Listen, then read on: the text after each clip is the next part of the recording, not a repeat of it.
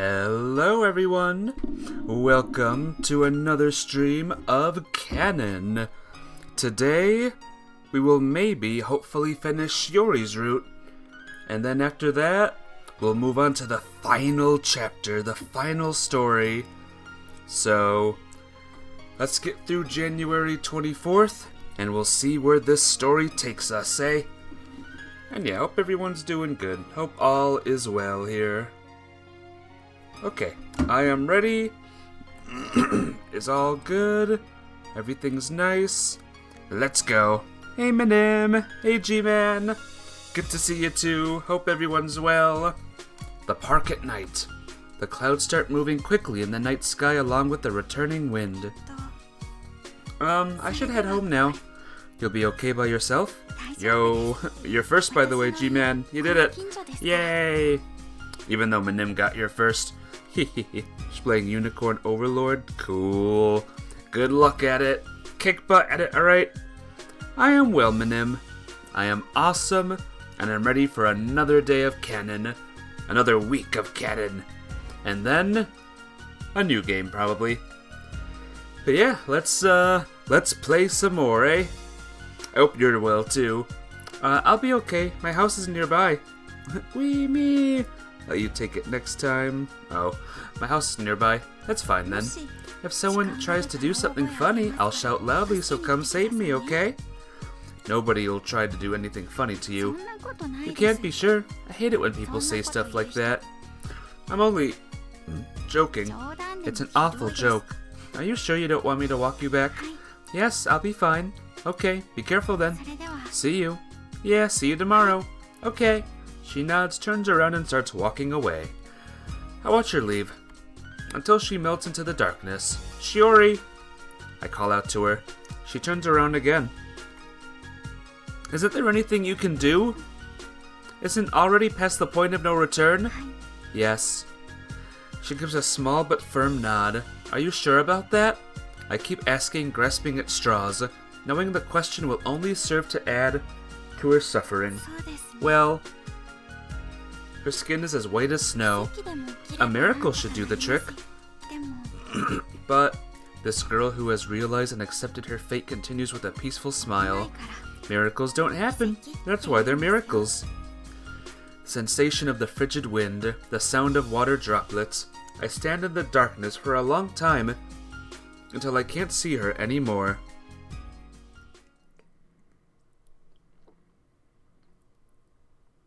Trying to find a Kanon app, it's there, but Japanese. Ah, nice.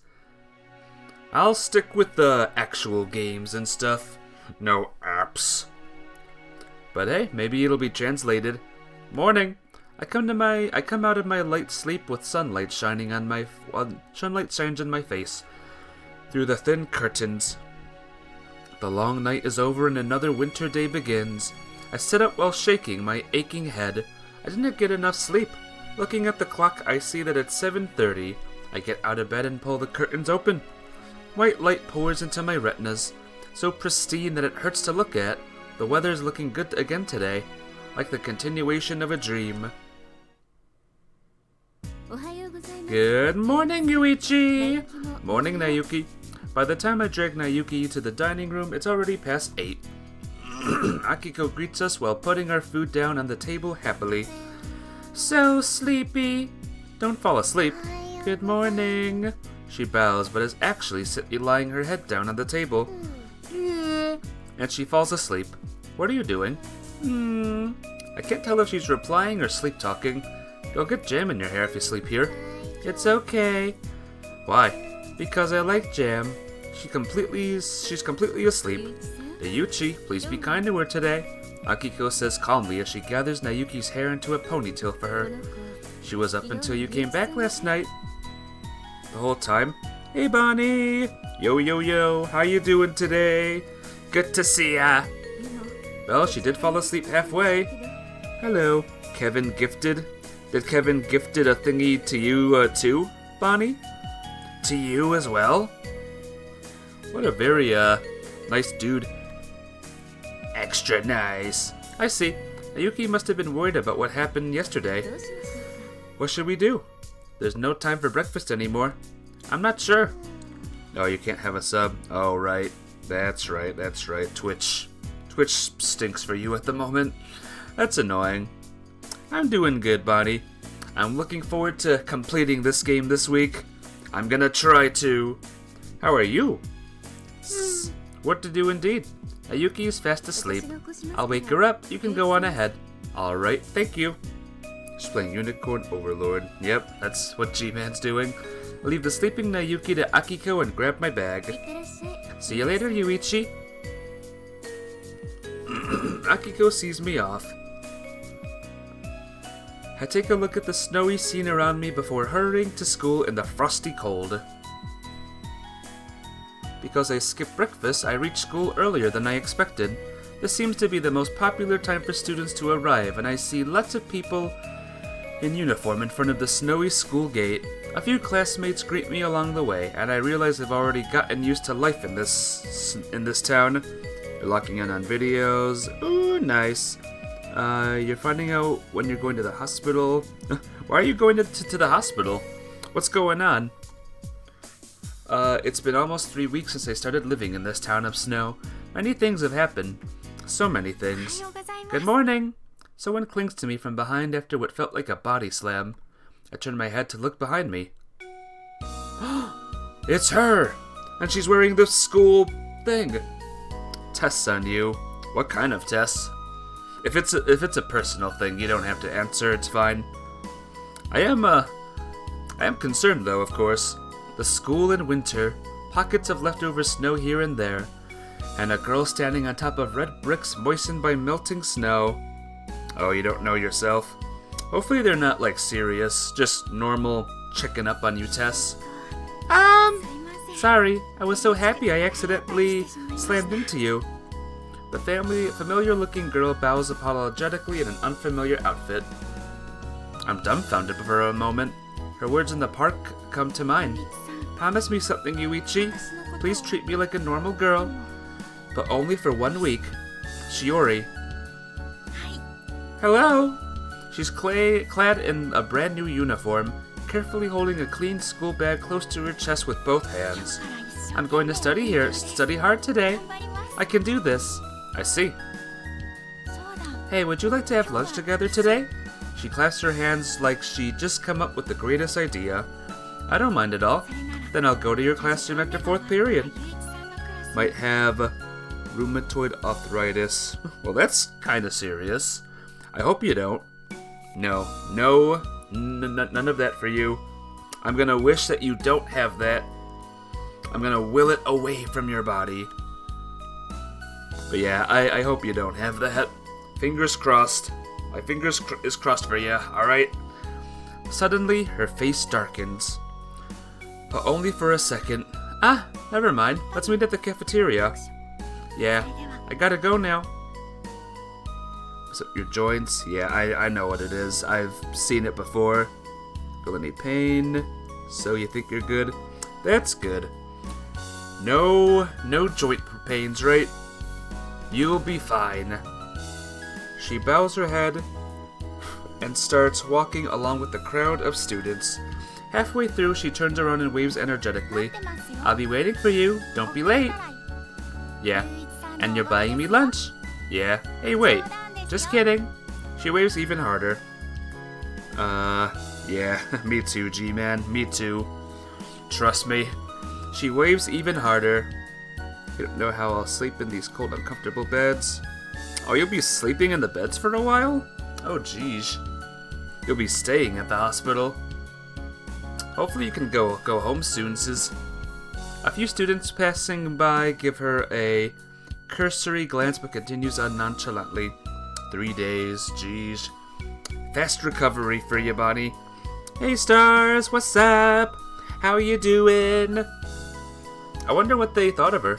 Her words yesterday inadvertently come back to me as I start walking. I guess I would, Bonnie. I suppose I would. I suppose yeses I would-ses. A miracle should do the trick. But miracles don't happen. That's why they're miracles. I am well, stars. I am awesome and well and ready to read Kanon. Fortunately, Nayuki makes it to class at the very last minute. I ran here at full speed, she says while panting hard. Nayuki is probably a much faster runner than I am. First period, second period, lessons carry on as usual. It's my third Monday at school since my transfer. It's snowy outside. Rows of white words fill the blackboard. Turning to the side, I see Nayuki with a sleepy look on her face. Kaori is sitting behind her. She greets me as usual when we meet in the school building. In school this morning. If I hadn't met Shiori last night, I would have thought it was all a dream. Eventually, the fourth period starts and ends. I turn down Nayuki's invitation to eat together and head to the cafeteria. As always, the cozy cafeteria is full of noisy students. Nobody wants to have lunch outside in the cold after all, so they squeeze inside the heated cafeteria instead. You're gonna lurk? Alrighty, no problem. Enjoy listening to the Kanons. Thanks for lurking. Hey Shiori. I call out to Shiori, who's waiting restlessly in front of the cafeteria. Ah, Yuichi! She comes over, looking relieved. You should have just gone inside and found a seat first. I'm too nervous. It's my first time coming to the school cafeteria. She peers into the cafeteria timidly. There are so many people. Of course. It's okay to go inside, right? Why not? You're even in your uniform. Also, we can't eat if we don't go out inside. Okay, I'll try my best. Her determination thus meaninglessly renewed, I pull her into the cafeteria proper. We find a free table and sit down opposite each other. What do you want? I'll go get it for you. Well, I'll have whatever you're having. I'm going for curry. You good with that? What's wrong? Nothing. Please get some curry for me too. Alright. Are you gonna lurk too? Alrighty. I'll see you soon, G-Man. Be awesome. Just make sure no one takes your table. You can count on me. She beats her chest once with a fist. I stand up to get the food. Before long, 2 bowls of curry and rice appear on the table before us. Shiori stares at the pickled vegetables on top of the curry, with the spoon tightly clenched in one hand. It looks tasty. She has a nervous look on her face despite the positive remark. The curry they serve here is pretty good stuff. I stare at her staring at the curry as I eat from my own bowl. Here goes. She moves her spoon in imitation of me. The silver spoon digs into the bowl, scooping out just the rice, which she then eats. It's good. You're not eating the curry at all. I'm not. I'm going to do that now. She moves her spoon again. It lands on the pickled vegetables. She scoops out just the vegetables and eats them. This curry is pretty crunchy and delicious. You've got to be doing that on purpose. I'm not. She moves her spoon a third time. Are you going for the leek next? I hate it when people say stuff like that. You could have just told me you didn't like curry. I don't dislike it. She looks down and scoops out some of the curry properly this time. Just a little bit on the tip of the spoon. Then she puts it in her mouth. She freezes with the spoon still in her mouth. Her eyes start becoming watery. Are you okay? She nods but is still teary-eyed. You want some water? She puts the cup I offer to her lips and tilts her head back. After noisily gulping down around half of its contents, she puts the cup back down on the table. Phew! She sighs in relief. What happened?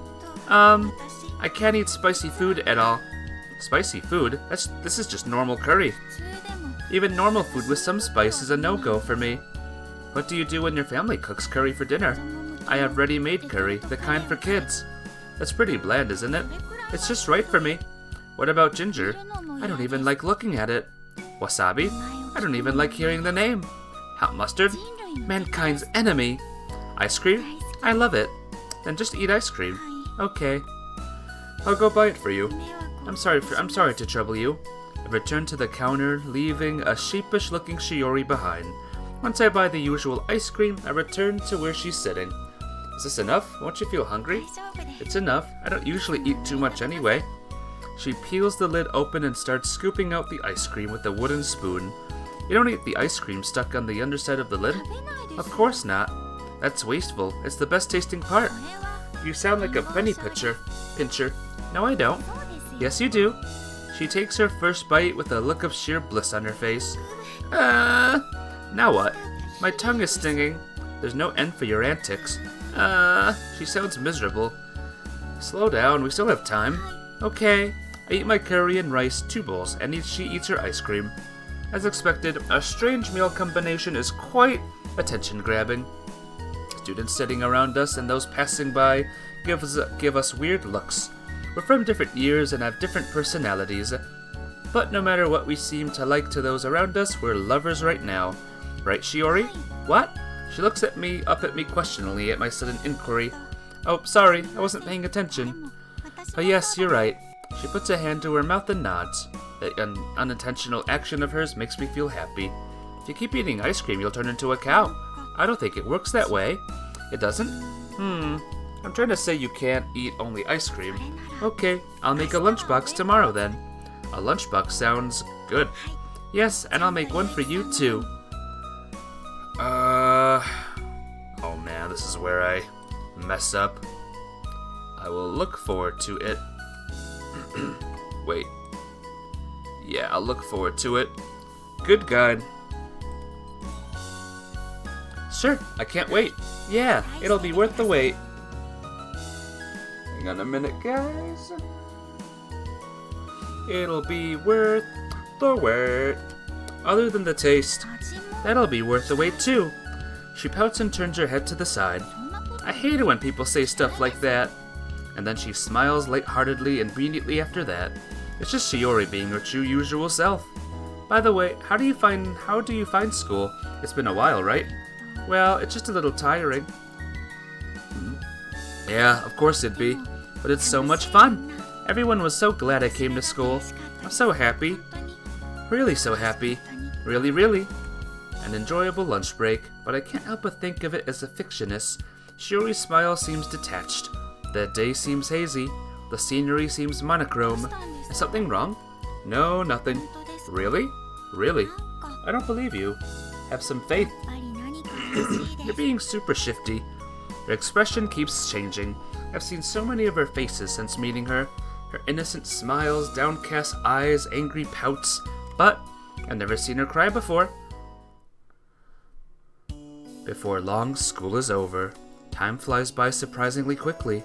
I squint at the rays of the setting sun and realize it's the first time I've ever felt like the day was so short.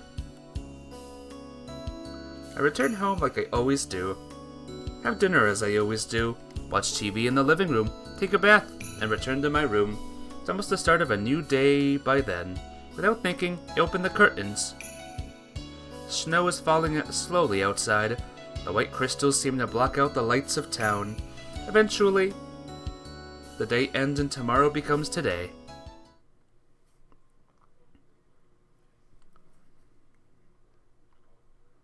The 26th.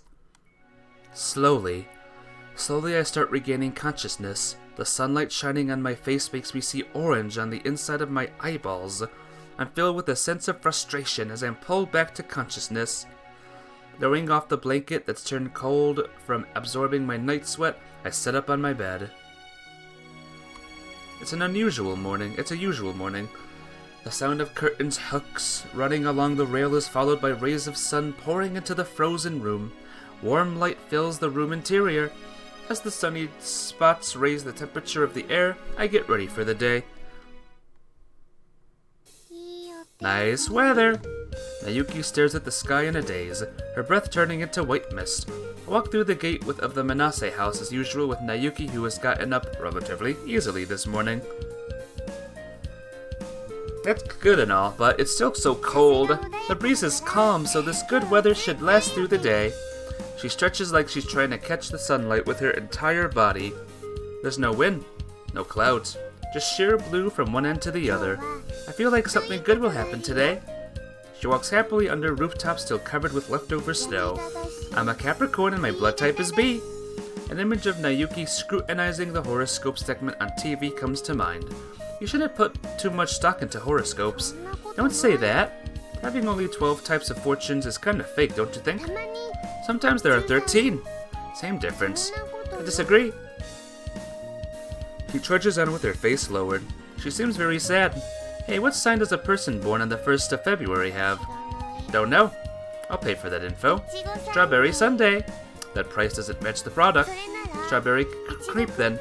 Yeah, that sounds more like it. I think that's Aquarius. And what's the outlook for this week? Good, but not as good as Capricorn, she adds. I see. Although the 1st of February is not your birthday, right? It's not. Whose? Make a guess. Secret? Secret. You gotta go to school.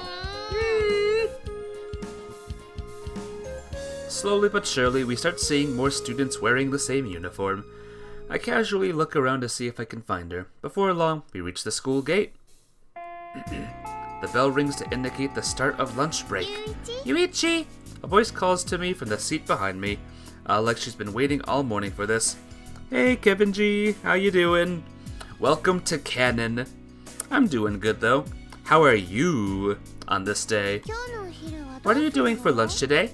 I promised to eat with Shiori today, although she only said she would make me a lunchbox and nothing about where to meet. I guess I'll go to the cafeteria first. You're doing good? That's what I like to hear. This is Kanon, by the way, a visual novel that I like to play, that I've been playing since the start of the year. It's really good. You should have a listen. But yeah, I hope your day goes excellent today too. Should probably be heading there too. Be careful! It's the cafeteria. What am I supposed to be careful about? What about you, Nayuki? I'm having a lunchbox with Kaori. I turn around and see Kaori putting out 2 lunchboxes on her desk. Our eyes almost meet, then she quickly averts hers. What's the matter? Nothing. Anyway, I'll be back. You as me, you as well. Thank you. Appreciate yous. I wave slightly and start walking toward the hallway. Just then... Hello? Excuse me? A nervous voice sounds from out in front of the noisy classroom. Everyone in class turns to look at the source of the voice. A girl in first-year uniform peeks in from the slightly ajar door of the classroom and everyone stares at her. She clings onto the door with both hands and manages to sneak out something shyly. Is Aizawa here? You got your grubby hands on a first year? Hey, don't say things that give people the wrong idea. Damn it, she's so cute! Kaori glances at me, the girl and Kitagawa in that order, with a complicated look on her face. Excuse me? Kitagawa's words are causing a commotion among the boys in class. The girl at the door sounds close to tears. Whew, my heart's beating so fast. She's hugging herself as we walk down the hallway side by side. Going to an upperclassman's classroom is so nerve-wracking. I'm the one feeling nervous. You were? That means we're square. Right. I nod, although not completely understanding her logic. Then my glance falls to the wrapped lunchboxes she's holding. You have returned. Hey, welcome back, Bonnie. You have returned. I made one for you like I promised I would. I'm looking forward to it. Okay, but don't hold your breath, alright? It's fine, as long as it's edible. I'll eat it. At least hold your breath a little. She drops her head sadly. Best if the food actually tastes good, of course. Yes. Why did you come here all the way to the second year's classroom, though? You may go edit some videos. Ooh, nice. Edit some good ones. I'll watch them when you upload them. You could have just waited at the cafeteria like yesterday. She inclines her head as she thinks. I always wanted to do something like that. That's all.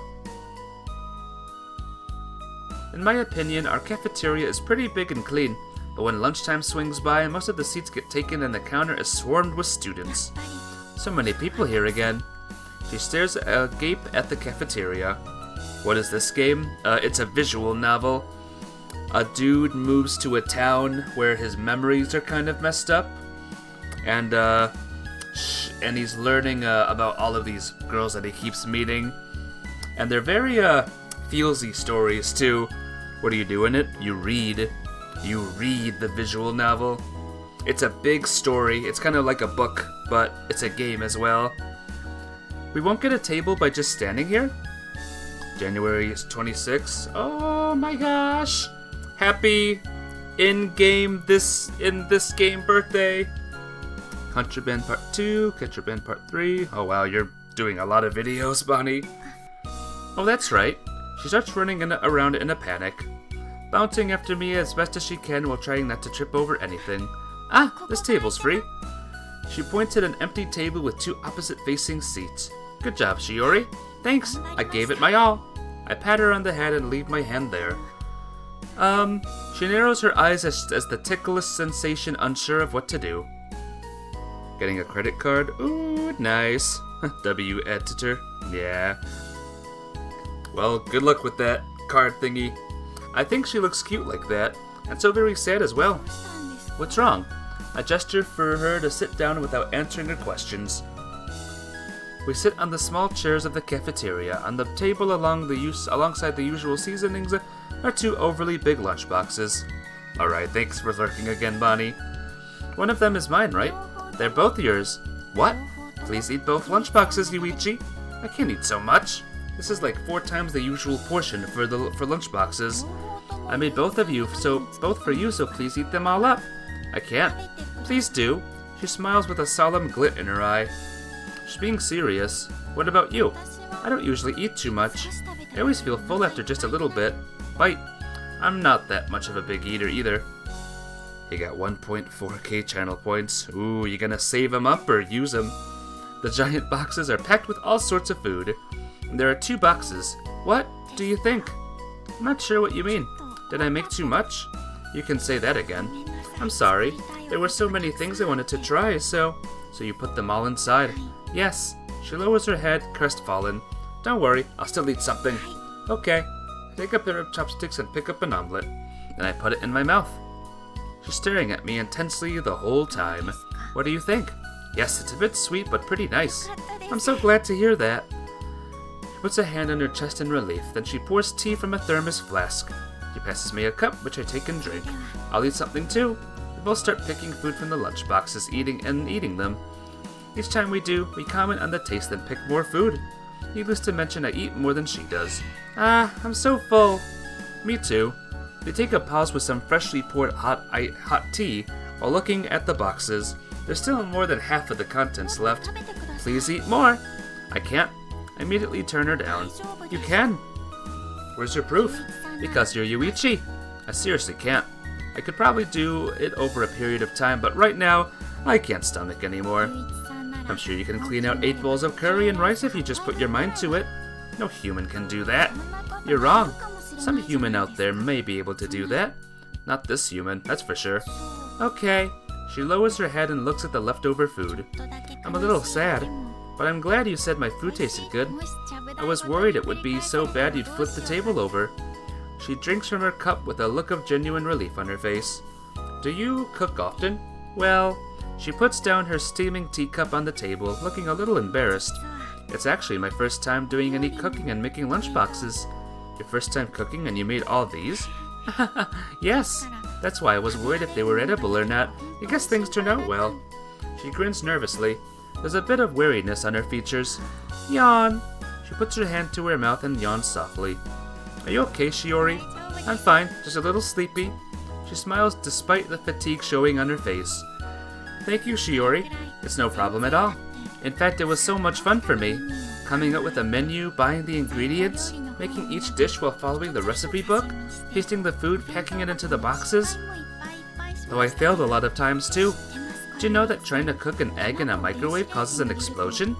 Yeah, I've done that before myself. And that you can make pretty fireworks in a microwave if you put aluminum foil inside? Well, don't do that no matter how pretty it looks. And also, there's also... What? I completely forgot. She digs through her bag and takes something out. I made dessert too. A third lunchbox makes its appearance on the table with a thud.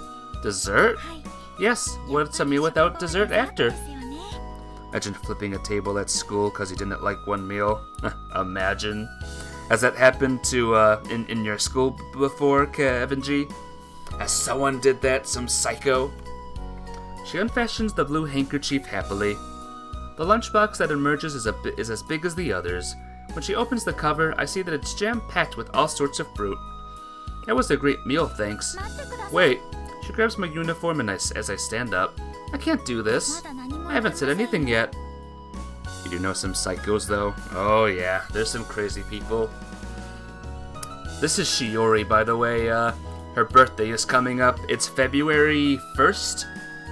And sadly the doctor said that she won't make it to her birthday. But she's doing well, so She'll make it to her birthday, but afterwards, yeah, her life is on the ropes right now. So that's why she's at school right now, and we're having this nice meal. So that's the plot right now. Summed up. That's sad. Oh yeah. This game has very feelsy stories. I can't eat anymore. You can? Where's your proof? Desserts go into a different stomach. They go into the same one for me. Oh, I see. The mountain of fruit has all been individually peeled and cut into bite-sized chunks. Alrighty, Kevin G. I'll see you soon. Be good, alright? I'll do me best to stop by, alright? Good luck with your stream. She even arranged them neatly on top of aluminum foil. Ah, look at this! She takes out a series of toothpicks as colorful as the fruit platter and stabs one into a piece of fruit. Thank you, Kevin. You too. I'll see you soon. A rabbit! She raises the slice of apple that's been cut into the shape of a rabbit with ears. The ears are different sizes. This one has only one ear. Erg! You've still got a ways to go. A rabbit with unbalanced ears or just one ear is still a rabbit. I hate it when people say stuff like that. I'm only joking. It still hurts. She pouts and turns to the side. As punishment for saying something so bad, you have to at least eat the rabbits. Alright, let me see. Grit my teeth. Okay? I'ma grit my teeth. Well, some time has passed and I should have space for it by now. Let me crunch down on those rabbits. I'm glad, but don't you have a nicer way of saying that? Anyway, I'll cheer you on. How about helping me out instead? Very well, I shall eat one for you. No need to hold back. I think I will, thank you. We each hold up an apple rabbit with a toothpick and then bite into it. Crunching sounds fill the air. You chew on our apple slices wordlessly. Slowly. Yuichi? Shiori's face clouds over. She's smiling, but her eyes are slightly teary, like she might cry any time. I had a lot of fun making the food.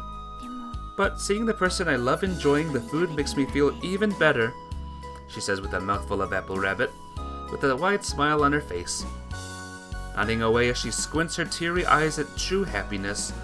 Hey Shiori. Yes? She nods while munching on her apple. Wanna skip school tomorrow? This is sudden. Whatever for? She swallows and stares at me with a strange look on her face. Let's skip school and hang out together all day. I want to spend as much as possible of the limited time she has left together.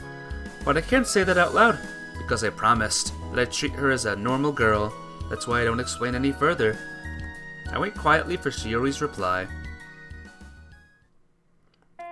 No. When she responds, the bell indicating the end of lunch break rings soon after. Another day is ended. The day just flat out ends. Wow.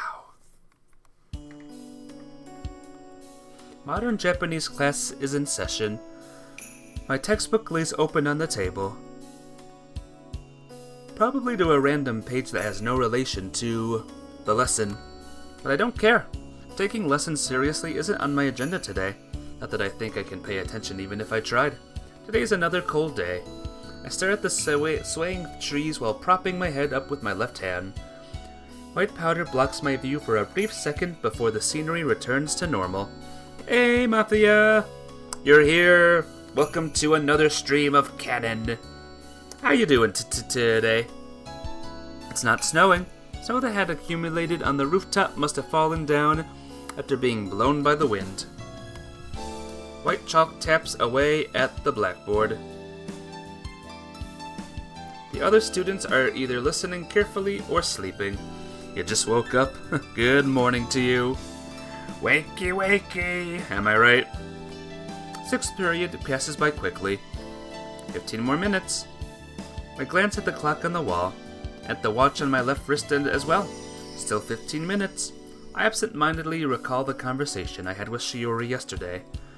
Wanna skip school tomorrow? This is sudden. Whatever for? Let's skip school and hang out together all day. We'll have the time to visit all sorts of places and... Yuichi! Shiori calmly interrupts me mid-sentence. When you talk like that, it's as if we may never get to see each other again. She says with a laugh. Her last words. I'm not looking at her face, so I don't know what her expression was when she said that. Let's hang out after school tomorrow. Yeah, it's a promise. We'll meet in front of the cafeteria of the school gate after school. I'm jolted out of my thoughts by the bell ringing. The classroom starts stirring as the teacher walks in for homeroom, and then it's over. Lessons are finally over and school's out. Good news, Mafia! School's out! Yay! Yuichi, would you prefer the broom or the rag? Yuki blocks my way with the broom in her right hand and rag in her left. Neither. You're on cleaning duty, so you have to choose one. Seriously? Yep, seriously, she says as she approaches with a threatening smile.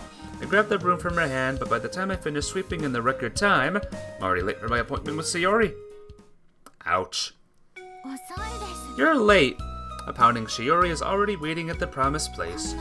You're a terrible person for making a feeble girl wait for you like this. I hate people like that. I'm sorry. I was waiting it the whole time. You're so energetic. Stop trying to change the subject. But I'm not that late, am I? You still made me wait out here in the cold. I told you I'm sorry. Fine. I'll forgive you for today. She sighs, her breath coming out as white mist, then turns around and starts walking. She walks through the snow-covered gate and toward the snowy pavement. Yuichi, hurry up.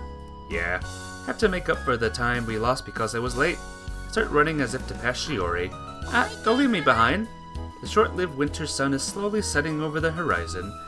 After the sun sets 5 more times, run like the wind. Well, I can't do that. This moment will turn into a memory as well.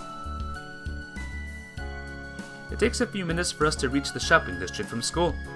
The sky changes color like a shifting cloud blown about by the wind. A red glow settles over the shopping district. Red roads, red people, red shadows, red snow. Wow, it's so pretty! Her innocently jubilant form glows red as well. It's my first time seeing a sunset like this. Sunsets are daily occurrences. Yuichi, even daily occurrences can seem special with a different mood. She puts on an exasperated smile and looks up at the sky. It's so bright! Her slightly wet eyes are tinted red. So much red. A slightly faded red, purplish red, yellowish red. All kinds of red. Yuichi, she calls my name while tugging at my arm. Where shall we go? The sun is sinking lower. Probably don't have much time left, but it's not like I've stayed in this town for long enough to know any secret spots. How about window shopping? Yeah, we may discover something amazing as we walk around. I can't guarantee that, but I can guarantee it'll be fun. She puts my arm and we start walking around the evening town together. If we find something good, I'll buy it for you. Well, are you sure? Within budget, of course. How much are we talking about here? 200 yen. Yuichi, you weren't going to buy anything for me in the first place, were you? It's all the money I have. That's all? Yeah. Oh, then it's not your fault. I actually have a little more, but those are funds for buying an important present. Shiori's birthday present. Haven't decided what to buy yet, but I'm sure I'll come up with something by her birthday. Still, I have to find out what she wants first, and without letting her know. Hey Shiori. That's why I'm using this indirect method of looking for what she wants. Yes, what is it? What would you do if you hit the jackpot for 1 billion yen? I'd be surprised. I mean, 1 billion yen? That's mind-boggling. And then what would you do after you're done being surprised? Try to check if I'm dreaming. I've had dreams like that before. Then I pinch my cheek and it doesn't hurt. So what will you do after realizing it isn't a dream? Save up the money. What is the point of this conversation? Nothing, don't mind me. Looks like it was too indirect of a method. You're so strange, Yuichi. We have time, so it's alright. There's still time. Oh, look at that cute stuffed animal, Shiori says as she points at one of the shops along the row. It's huge. How much is it? She goes closer to the glass window and checks the label. 8,000 yen. That's pretty expensive. But its normal price is 500,000 yen. There are 2 red lines scribbled over the label, which is overwritten with another price. That's a huge discount. Nobody wants it, I guess? Or maybe it's a cursed toy that causes its owner to die a mysterious death. That's so cool. Is it? I don't understand Shiori's taste sometimes. I want it. A cursed doll is always a bad idea. We don't know for sure that it's cursed yet. What I'm saying is you should find something more decent. Are you trying to say I have indecent tastes? Next shop, next shop. I start walking. I hate you, Yuichi, she says while walking next to me, with a smile on her face. Shiori! Eek! All of a sudden, Shiori disappears from my side with a small cry. Ugu, you surprised me! You surprised me too. When I looked at the ground, Ayu and Shiori are collapsed in a heap there. What are you two doing? I don't know. She clambers to her feet. That means you started it. Huh? I threw myself at Shiori, that's all. So it really was your fault. Ugu, I was just trying to greet her. It's okay, I had a bit of a scare, that's all. She pats off the snow clinging on her to her skirt. Ayu, you need to be careful who you do that to. I got carried away because I haven't seen her in a while. Did you need something from us? I told you, I was happy to see you after such a long time. So you don't need anything. Now you're just being mean. She's right, Yuichi. And not at the same time. You're hanging out together again? Sort of. Yes. Shiori and I nod at the same time. You guys are like siblings who are thick as thieves. No, we're not. Give me a second. Okay. No, we're not. No? We're actually... blood siblings. Lovers? Are we lovers? Okay. She's my girlfriend. Should you start saying Ugu? It's up to you. You should say it like in real life around like around Angel Love and see what she thinks of it. And then she'll come to the stream and say, "What did you do, Ultima? What did you do?" Lovers. What? You are? I didn't know. I didn't know either. Shiori, why are you denying it? I'm just kidding. See, you guys get along so well. Ayu watches us banter with a smile on her face. What are you doing here anyway? Looking for something. She smiles listlessly. You're still looking. Yeah, I feel like I'm this close to finding it. Okay, hope you find it. Yeah! Not sure what you're talking about, but I hope you find it too. Thanks, Shiori. I'll do my best. She nods happily, but there are traces of fatigue on her face. Hey, Ayu. Are you tired? Not at all. I'm always full of energy. Okay, if you say so. Don't push yourself too hard. I won't. Thanks for your concern. I gotta go. See you, Ayu. See you again, Ayu. Yeah, bye-bye, Yuichi and Shiori. She waves and runs off. Shiori keeps staring at her until she disappears, and the day ends without me being able to decide on a present for Shiori. Are you ready, Mafia? Are you gonna attempt the Ugu challenge? You just have to say it every, couple of sentences. The Ugu challenge. Oh god, I better keep my mouth shut. That might become the new big stupid TikTok challenge or something. When school is out, I dash out of the classroom. I hurry to the entrance through hallways that are still free of human traffic. After changing my shoes in a hurry, I run outside, so that I can reach the place as soon as possible. Oh man, I thought for sure I'd be earlier than you today. Too bad. She pushes off the school gates she was leaning against and stands up straight. I ran here as fast as I could. How are you earlier than me? The first years ended school at 5th period today. Oh, I see. Were you waiting out here for an hour? Yes! You should have told me about this yesterday. I only found out today. She smiles sadly. I see. Okay, where are we going today? We'll go on a full date into the shopping district. Sounds great! Although we went to the shopping district yesterday too. Don't worry, that place is so big there's bound to be somewhere we haven't been before. I suppose so. Definitely have to buy a birthday present for Shiori today. That thought plagues my mind as we head to the shopping district. It's so red! Shiori whispers as she gazes happily at the sunset. Oh, you haven't really explored this area yet. This corner of the district is full of shops that seem to cater to girls. I probably wouldn't walk this way if I was by myself. But since I'm looking for a birthday gift for a girl, this may be the best place to be right now. Problem is, what gift do I get? Never gotten a birthday gift for a girl before, so I have no idea what they'd be happy with. That said, it's not like I can ask her directly. Yuichi, can we go inside the shop? The shop Shiori is pointing at is full of stuffed toys and dolls. We have to go in? You don't want to? I'm not sure if I should. It's alright, you'll fit right in, I'm sure of it. Being told you'd fit it right in with stuffed toys and dolls is not really a compliment. You go in by yourself, I'll just wait out here. Okay, very well. I'll be right back, so please wait here. She enters the shop after that. Make sure you stay in the spot. She pops her head out to remind me, then disappears into the shop again. Now then, time for me to go buy something for her. A golden opportunity to get a gift for her has fallen into my lap. I'm still not sure what she'll be happy with. Yuichi! While I'm still deep in thought, someone taps me on the shoulder. Oh, it's just you, Ayu. What do you mean it's just me? I ignore her unhappy complaining. Instead, I focus on the colorfully decorated entrances of the row of shops in front of me.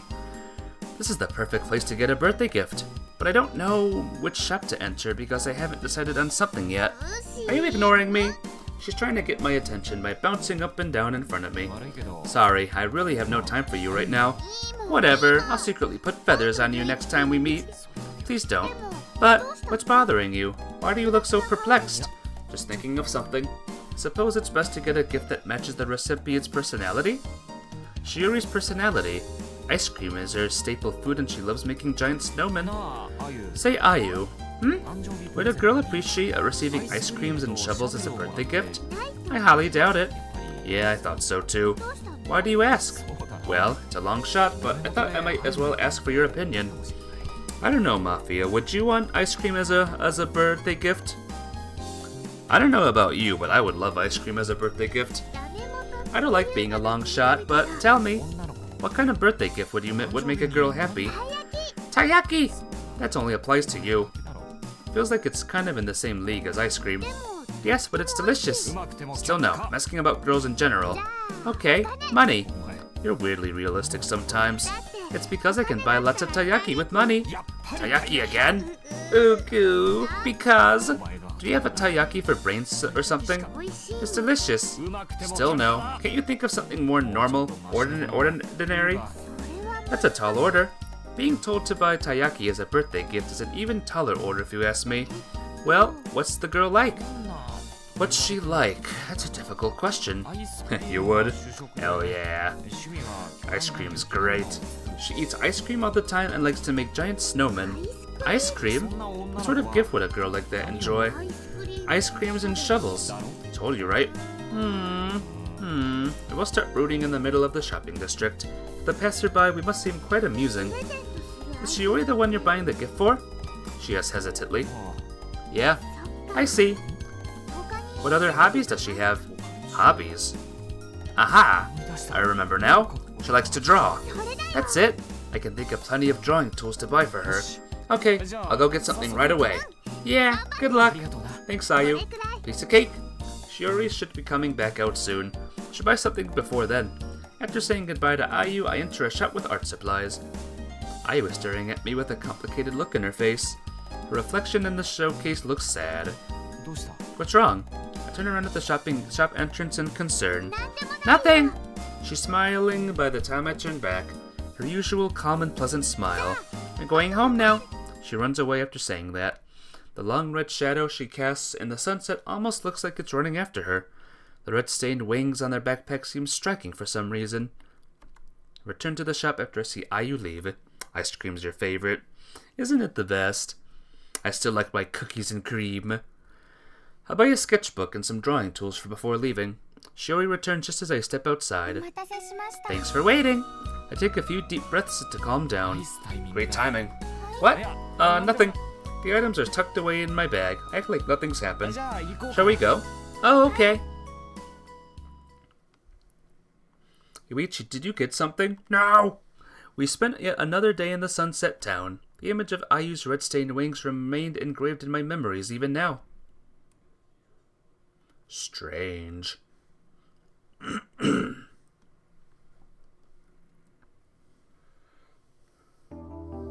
I've been looking out of the window more often, just staring at floating clouds in the sky with the bustling classroom behind me.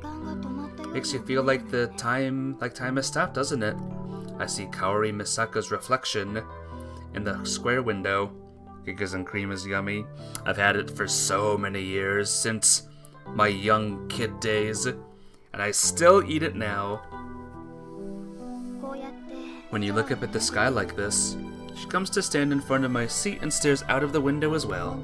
Even though time never stops, I see no signs of the night when we met her expression now. Kaori. Yes, Aizawa? Have you had lunch yet? I haven't had lunch for a few days. She smiles as she says that. I notice she looks slightly haggard. Lunch is probably not the only meal she's skipping. Have you had yours? Yeah, ate so much I almost feel sick. I see. Hey Kaori. Yes? Are you still avoiding Shiori?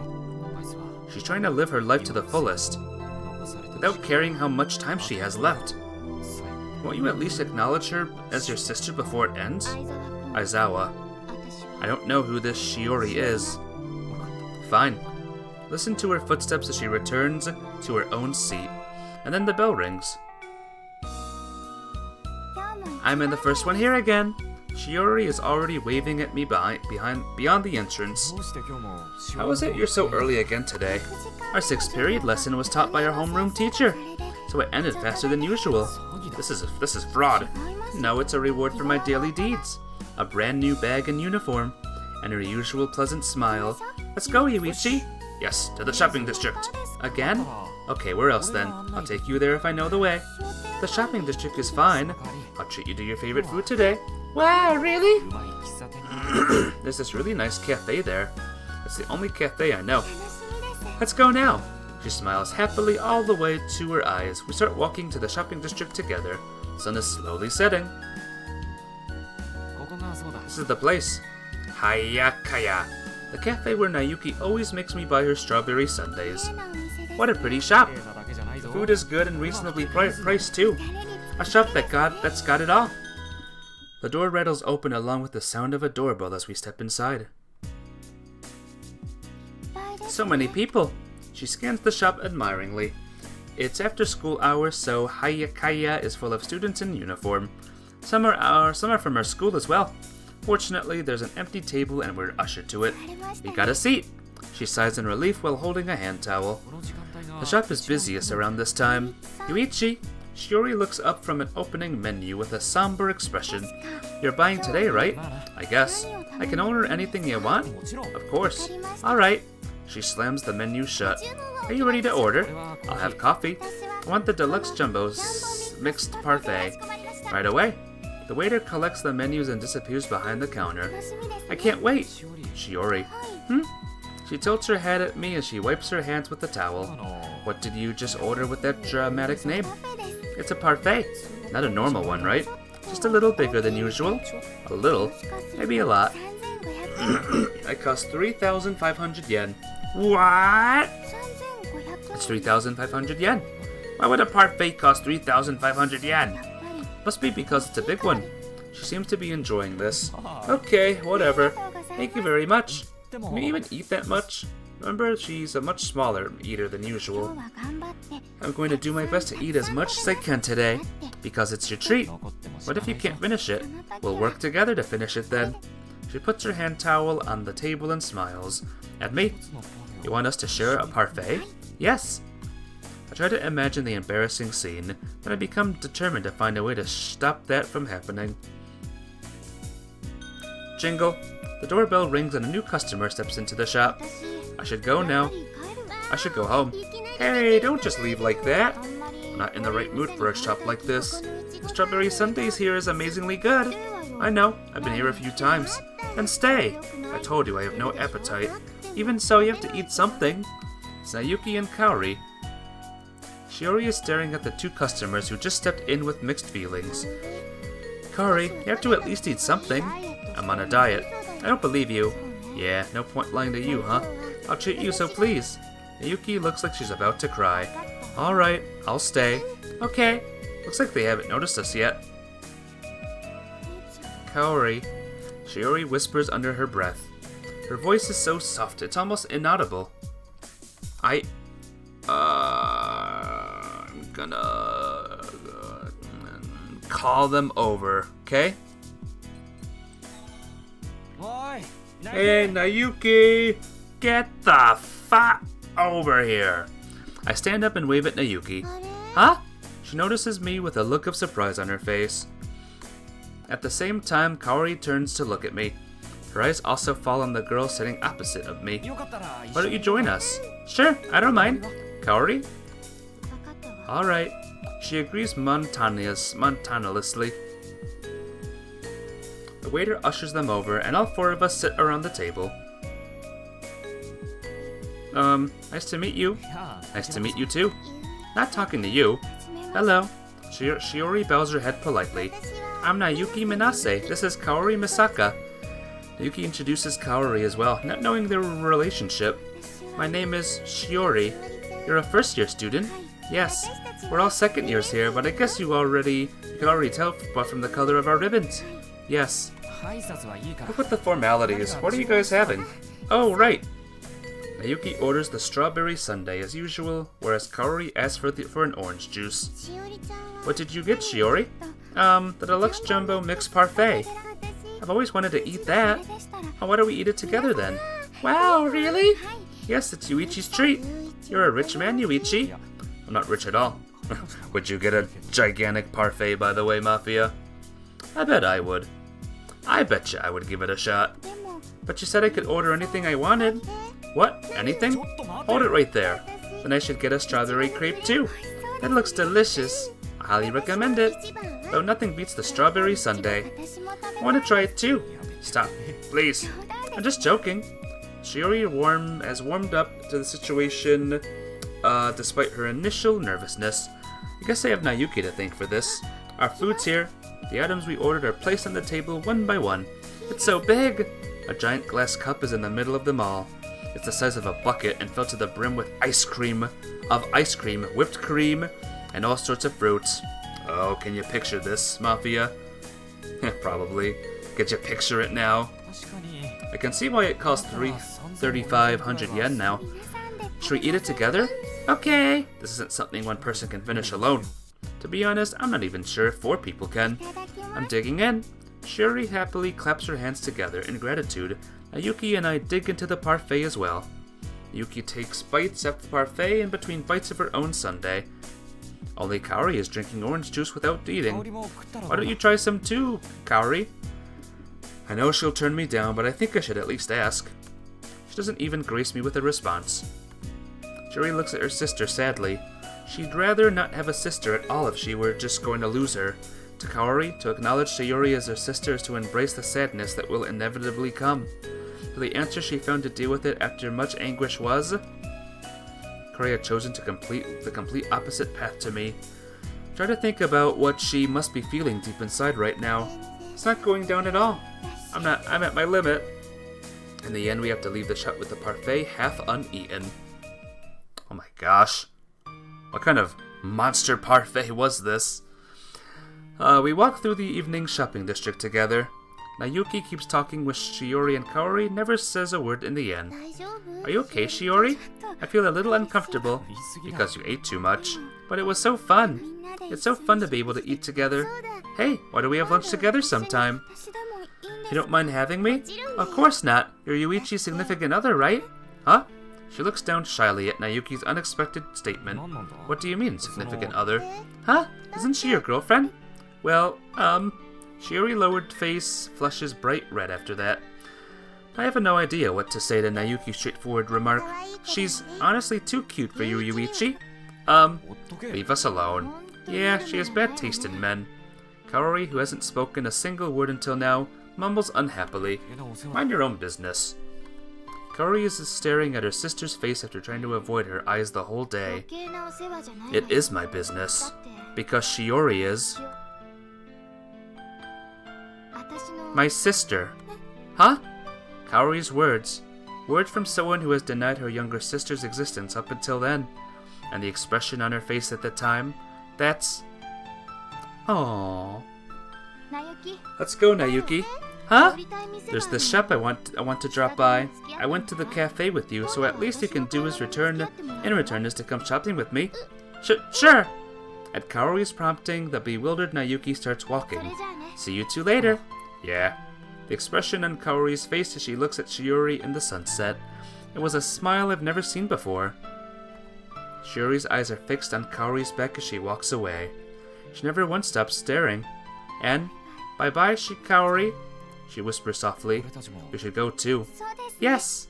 She nods, then continues staring in the direction Kaori walked away. Let's part ways here then. Yeah. See you tomorrow, Yuichi.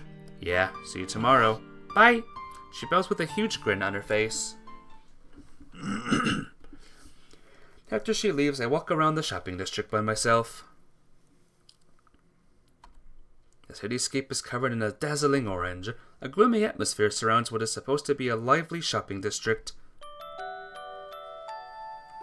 I suddenly look up at the sky. Red clouds, red sky, and a red world. Yuichi! I turn my attention to the voice calling out to me. I was wondering when this scene would happen. Yuichi! Once again, the red-stained girl calls my name. Oh, is that you, Ayu? Yuichi, wings dyed orange, swaying weakly. I found what I was looking for. Contrary to her words, she murmured sadly. Isn't that a good thing? Yeah. It's something important, right? Yeah, it's important, very important. Well, I'm glad you found it, Ayu. The shadow of a red cloud is flowing over the ground. I found what I was looking for, so I don't think I'll be coming around here anymore. So, won't be able to see you much anymore, Yuichi. You know, Mafia, the last story we have for this game is this girl's. So maybe we'll know the meaning of this scene here. Are you sure? I no longer have a reason to be here anymore. In that case, next time, I'll go visit you wherever you are. Yuichi, you came here on foot, so it can't be that far, right? I can meet you so much that you'll be sick of me. Yeah. Ayu's small body is dyed red. I should be going. Bye-bye! A sunset is in the background. Bye-bye, Yuichi. I can't even move from that spot until I no longer sees Ayu's back. The 30th. Dun dun dun dun. The weather's great.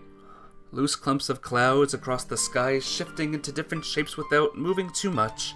The scintillating rays of the sun glitter gold as they shine on gentle waters.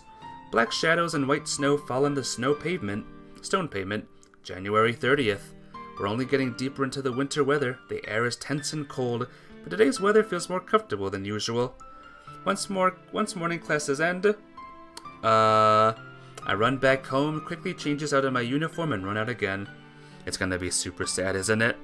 No. No. Maybe. No. Maybe. I still have time to spare, but I don't feel like sitting still and doing nothing. We only have a little bit more time left.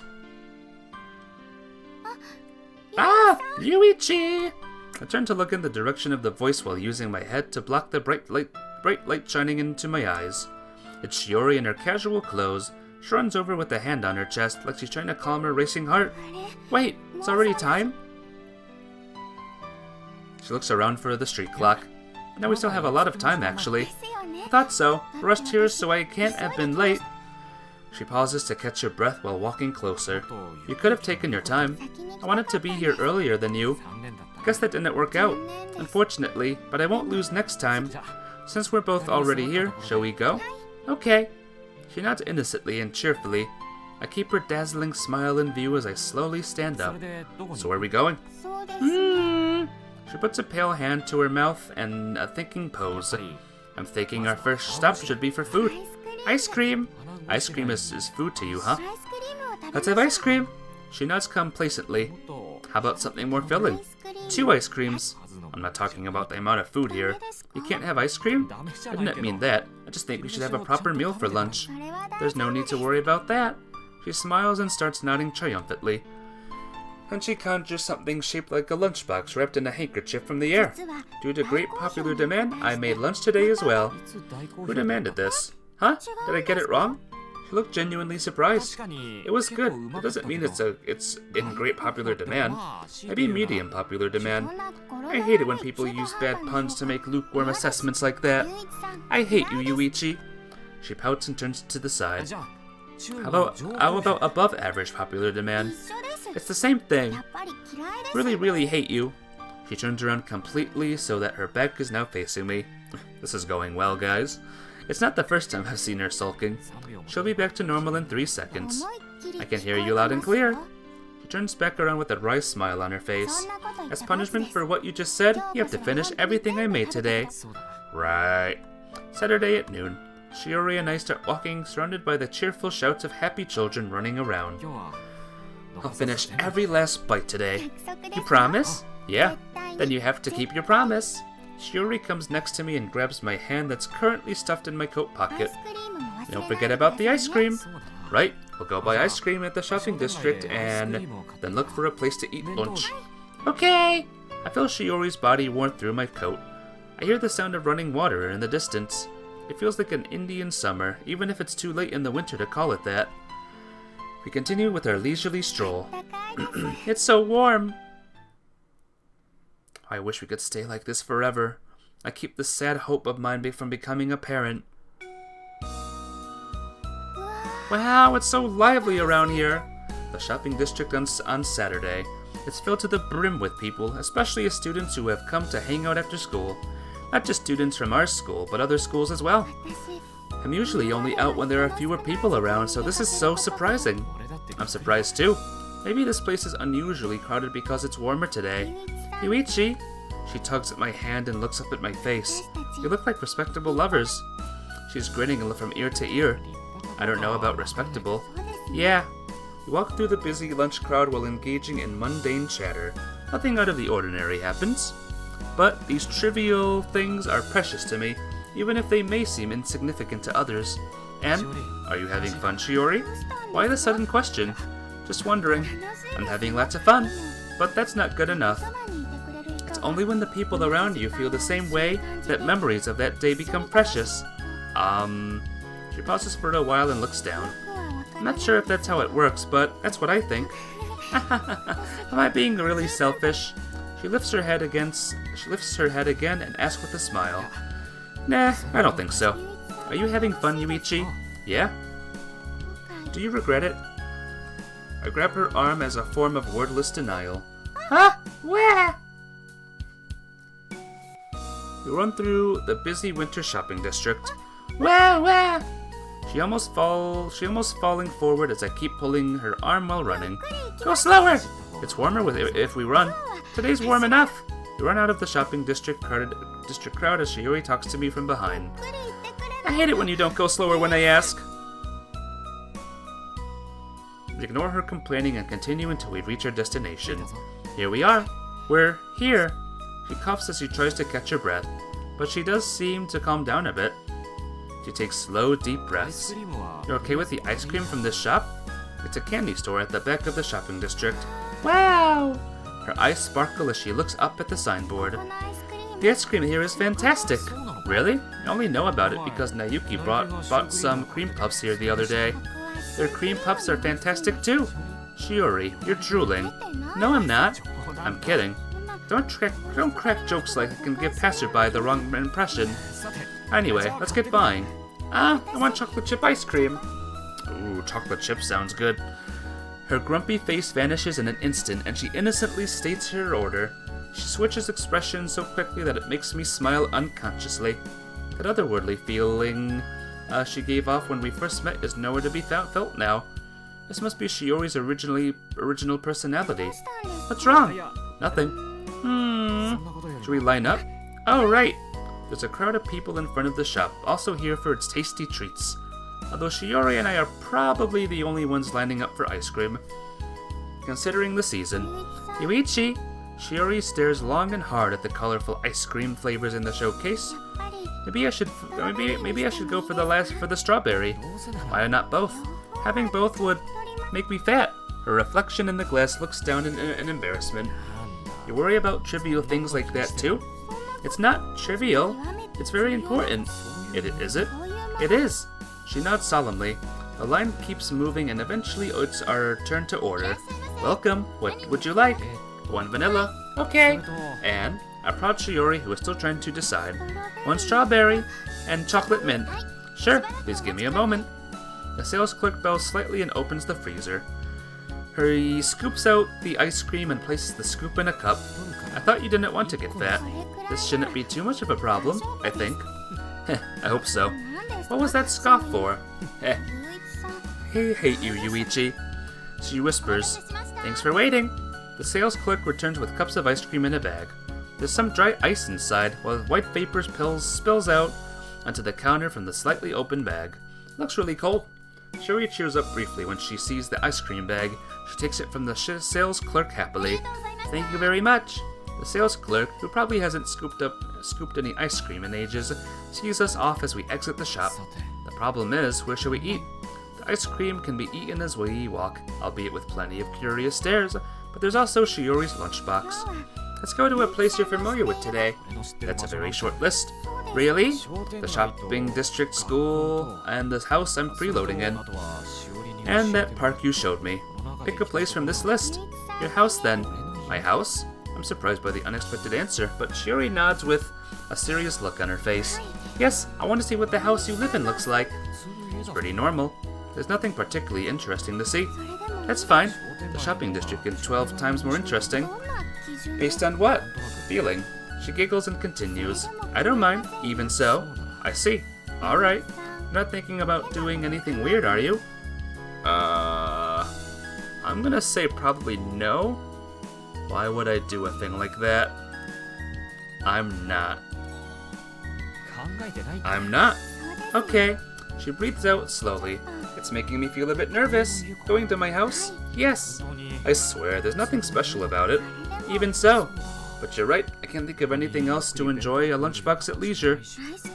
An ice cream? Yeah. Yes! And so we leave the shopping district with Shiori smiling away. Ice cream feels cold in my hands. We're here. This is your house? I told you it's just a normal house. So this is where you live. Shiori looks at the Minase house's gate admiringly. It's not that far of a walk from the shopping district. Looking up, I see the sun is still quite high. But it's a bit late to be having lunch. Looking back now, Shiori is still examining the exterior of the house. Like she's trying to engrave the scene onto her mind, as if she's sure she'll never come back to this place again. Feels a little cold. Shiori pulls her shawl closer to her. It does. It is a cold day indeed, but there's no wind and the temperature hasn't changed much from when we were at the shopping district. It's cold, she mumbles again. As white breath comes out from her mouth, well, there's no point just standing around, so let's go inside. Okay. She nods weakly and I open the door. Thank you for having me, Shiori says hesitantly as she enters the house. Oh my? Just then, Akiko opens the living room door and pokes her head out. Welcome home, Yuichi. I'm back with a guest. I step to the side to introduce Shiori, who is behind me. Hello. She bows and says a greeting. Then she raises her head. Akiko scrutinizes her face seriously. Then she tilts her head slightly. Oh, my last name is Shiori. Shiori Misaka. Shiori? Yes. Please enjoy your stay in our humble house. I will, thank you. She bows politely again. You'll be upstairs. I inform Akiko and start guiding Shiori there. Shiori? Akiko calls out to Shiori as she's going up the stairs. If Yuichi does anything strange at all, shout as loud as you can. That's a terrible thing to say, Akiko. Yes, I will. Shiori nods meekly. I'm a little sad. I'm just joking. Shiori smiles on the steps she's standing on. My room is behind the door at the end of the hall. At the end? Alright. She carefully climbs up the staircase. Yuichi, a moment please. Yes? I reply and turn around only to see Akiko with a stern look on her face. Something wrong, Akiko? Is Shiori unwell? She asks me without a change in facial expression. Not at all? Okay, that's good then. I'm sorry, that was a strange question. She puts a hand to her cheek and her usual warm expression returns. Not at all. I nod in reply in a low voice and turn around. Then I run up the stairs. Ah, Yuichi! Hey, wet paper bag. Only watched the anime that nearly made you cry. How's the visual novel? It's pretty good. I like Kanon a lot. That's why I'm streaming it now, cause I watched the anime so many times. But yeah, welcome to the stream. How you doing? How's life treating ya? When I get upstairs and see Shiori in front of my door, you could have just gone in first. That's not good manners. You're so polite about the strangest things. I'm being normal. She moves to a side to let me walk over. I enter my room first, followed by Shiori. This is your room? It's so neat and tidy, right? Even neater than my room? It's because I've only lived here for less than a month. There's no table for two here, so we place the lunchbox and ice cream in the middle of the floor. Come to think about it, there's no cushions in here. I am doing awesome, paper bag. I'm well, I'm fit, and I'm ready to take on this visual novel. I have Shiori's, thing here, Shiori's story, and then Ayu's. So we're kind of near the end of this game, which is crazy. I'm fine with sitting on the floor, she says as she kneels down and leans against the bed. Don't you feel cold? It's warmer than standing on snow. Very true. I sit facing her. Shiori must feel colder than I do in her short skirt, though. Have you done Clannad yet? Yep, I did that a couple years ago. That was a long story, but it was good too. Why don't you shit on your shawl? My shawl is not meant to be laid on the floor. Besides, this is my favorite shawl. That's why you're always wearing it. I only have one shawl. I'll knit one for you. Wow, that would be great. Nah, I'm just kidding. Wow, that would be great. No, I said, I can't wait to get a shawl knitted by Yuichi himself. I can't knit. Nothing that can be solved with an instruction book. It's going to take a while, but I'm sure that one day. She stops sort of finishing the sentence with a sad look on her face. I understand what that expression implies. Trivial things like mundane chatter. She doesn't have time left to enjoy even little things like that anymore. The time we promised to each other ends tomorrow. Shiori. Yes? Eek! Oh. Her body falls backwards. Yuichi. I hear her perplexed voice right next to me. I'm holding her in my arms before I even realize it. You fell in love with the song Dango Daikazoku before you watched Clannad after watching it, and you still love the song, but it wasn't the same. Oh, I love that song too. Dango, Dango. It's a good song. And a good show. I love Clannad. It's super good. You're hurting me, Yuichi. I hug her tiny body tightly with all my strength. She's much smaller and softer than I had imagined. This is embarrassing. She's blushing brightly in embarrassment indeed. Just a little longer. I want to stay like this. I'm feeling very self-conscious right now. But, alright. Just a little longer. It's quiet. The only thing I can hear in this still room, are Shiori's heartbeat and the clock ticking. Wish time could stop. Her words sound distant to me. Shiori, can I kiss you? What? No! I cut her off halfway by putting my lips on top of hers. She's flushed but bright red and squeezes her eyes shut. That was mean, Yuichi. I hate people who do things like that. But I like you. I'll always love you, Shiori. I promise. That's such an embarrassing thing to say out loud. But I'm glad. She smiles, her eyes watery and face red. I find her so adorable like that, and I'm so glad that I'm in love with her. Ah! I place my lips on Shiori's lips again. Her warmth seeps into parts of my lips where we're touching. I sense her breathing close to me. Eventually, we lean away from the kiss. Aww, ain't that sweet? That was so sudden, it caught me off guard. She sighs as she sits up on the bed. Sorry, Shiori. I don't recall you doing anything you need to apologize for. She blushes and smiles shyly. I was happy, and I'm happy to hear those words and see that smile. But you were hungry, right? There's only a bit more time left. I haven't eaten anything since breakfast. I made lots of food, so please eat as much as you want. She unties the cloth covering her the lunchbox. Yet another lunchbox with portions that are way too large. Under the coverings are lunchboxes jam-packed with a colorful variety of food. It's a little less than what I made the other time. Is it? I can't even count how many types of food there are. The different kinds of fruit have been thrown inside almost whole. There's so much rice, it's like she's just dumped everything from the cooker inside. 3 gigantic lunchboxes stuffed full of food. Just a little. She smiles, so I have no choice but to eat it all. I'll cheer you on. Can I call for help? No, please finish everything by yourself. I was hoping you'd help me instead of cheering me on. I have my ice cream. She opens the ice cream bag gleefully, so I have no choice but to eat till I drop. I take on the first lunchbox with chopsticks in hand. How is it? Better than the previous round. Thank goodness! She exhales in relief. Averting my gaze from the sad determination beyond her smiling eyes, I go back to look at the lunchboxes Shiori had made. The apple rabbits are more rabbit-like than before. I clean out the boxes as promised. Unable to move anymore, I fall to the floor and put my head on Shiori's lap. Looking up, I see this familiar ceiling of my room and a smiling girl, while enjoying the sensation of lying in Shiori's lap. Eventually, the sun starts setting. Another day has ended. January 31st. Sunday. Dun dun dun dun. I wake up. The bright rays of sunlight piercing through the curtains are a sign that we're having fair weather again today. I can sit up slowly and look at the calendar hanging on the wall. The last number on the month of January. January 31st. It's the final day of January, the end of the promised 1-week period with Shiori, and the last day I'll be able to meet her. The day starts leisurely as if nothing important is happening. Nice weather again. The smiling girl next to me stretches as we're walking through the shopping district together. All because of good deeds I've done again. But it's going to snow tonight. That's because of the deeds you've done. What makes you so sure it's convenient in your favor? Because I do good deeds every day. Her elegant smile is accompanied by another bout of stretching.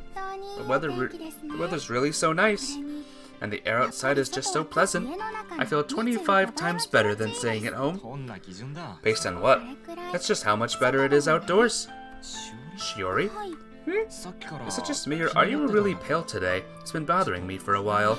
It's my usual color, she says as she tilts her head. But even that innocent gesture of hers seems a little gloomy. Hey, stop staring so hard. It's making me self-conscious. She turns her face to the side bashfully. Shiori, wait. I grab her hand. Her small and soft hand. Do you have a fever?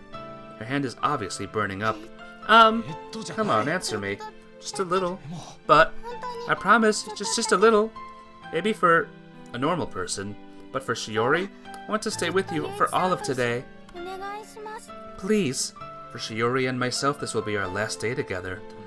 Are you sure you're okay? Yes. Alright then. Thank you. Her tense expression relaxes. But promise me you won't push yourself too hard. Okay. Good. So where should we go first? The arcade. So that you can get revenge for the other day? Yes, and I'll beat you this time. The loser buys juice for the winner. Now you're being mean, Yuichi. Okay, how about you get to buy juice for the winner? Fine. This is exciting. I won't lose. Her smile and the reality that lurks behind it. We'll walk around together like it's just another ordinary day until the very end. Because that's what she wants. Because that's the only thing I can do for her. Time passes without stopping. Morning. White and glistening powder snow falls down on the town. I arrive earlier than the appointed time. The girl in a white hat accuses me playfully of being late. Noon. The people in town pulled their coat collars close against the fiercely cold winter wind. Looking at each other, we laugh as we realize we're both feeling hungry. Sunset. The town is awash in a single color as throngs of people hurry home. 2 people holding hands go against the flow of the crowd, their silhouettes following on the reddened snow. And then comes night. Look, Yuichi, my breath is so white. She blows again and again into her palms. Then she glances up at my face and smiles softly in the darkness. Yuichi? She breathes in and out deeply, looking up with a slight blush on her face. Can we hold hands? Yeah. Her pale hand is holding onto her shawl, and moves slowly over into my upturned palm. Shiori's hand is soft and warm. I breathe out in relief to know that her body is still warm, and I get mad at myself for even thinking about that. As if she can see right through me. Shiori keeps smiling. Dim lights are illuminating the park. We say nothing. Whenever we direct our steps, there's nothing but tranquil darkness and the sound of running water.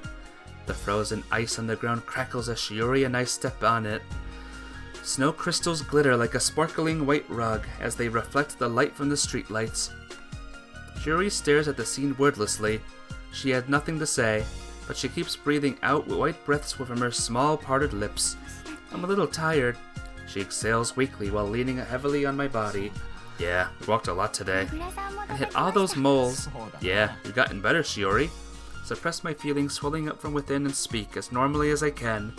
Her white breath continues dissipating into the darkness nearby. What's the matter? Both Shiori and I have noticed.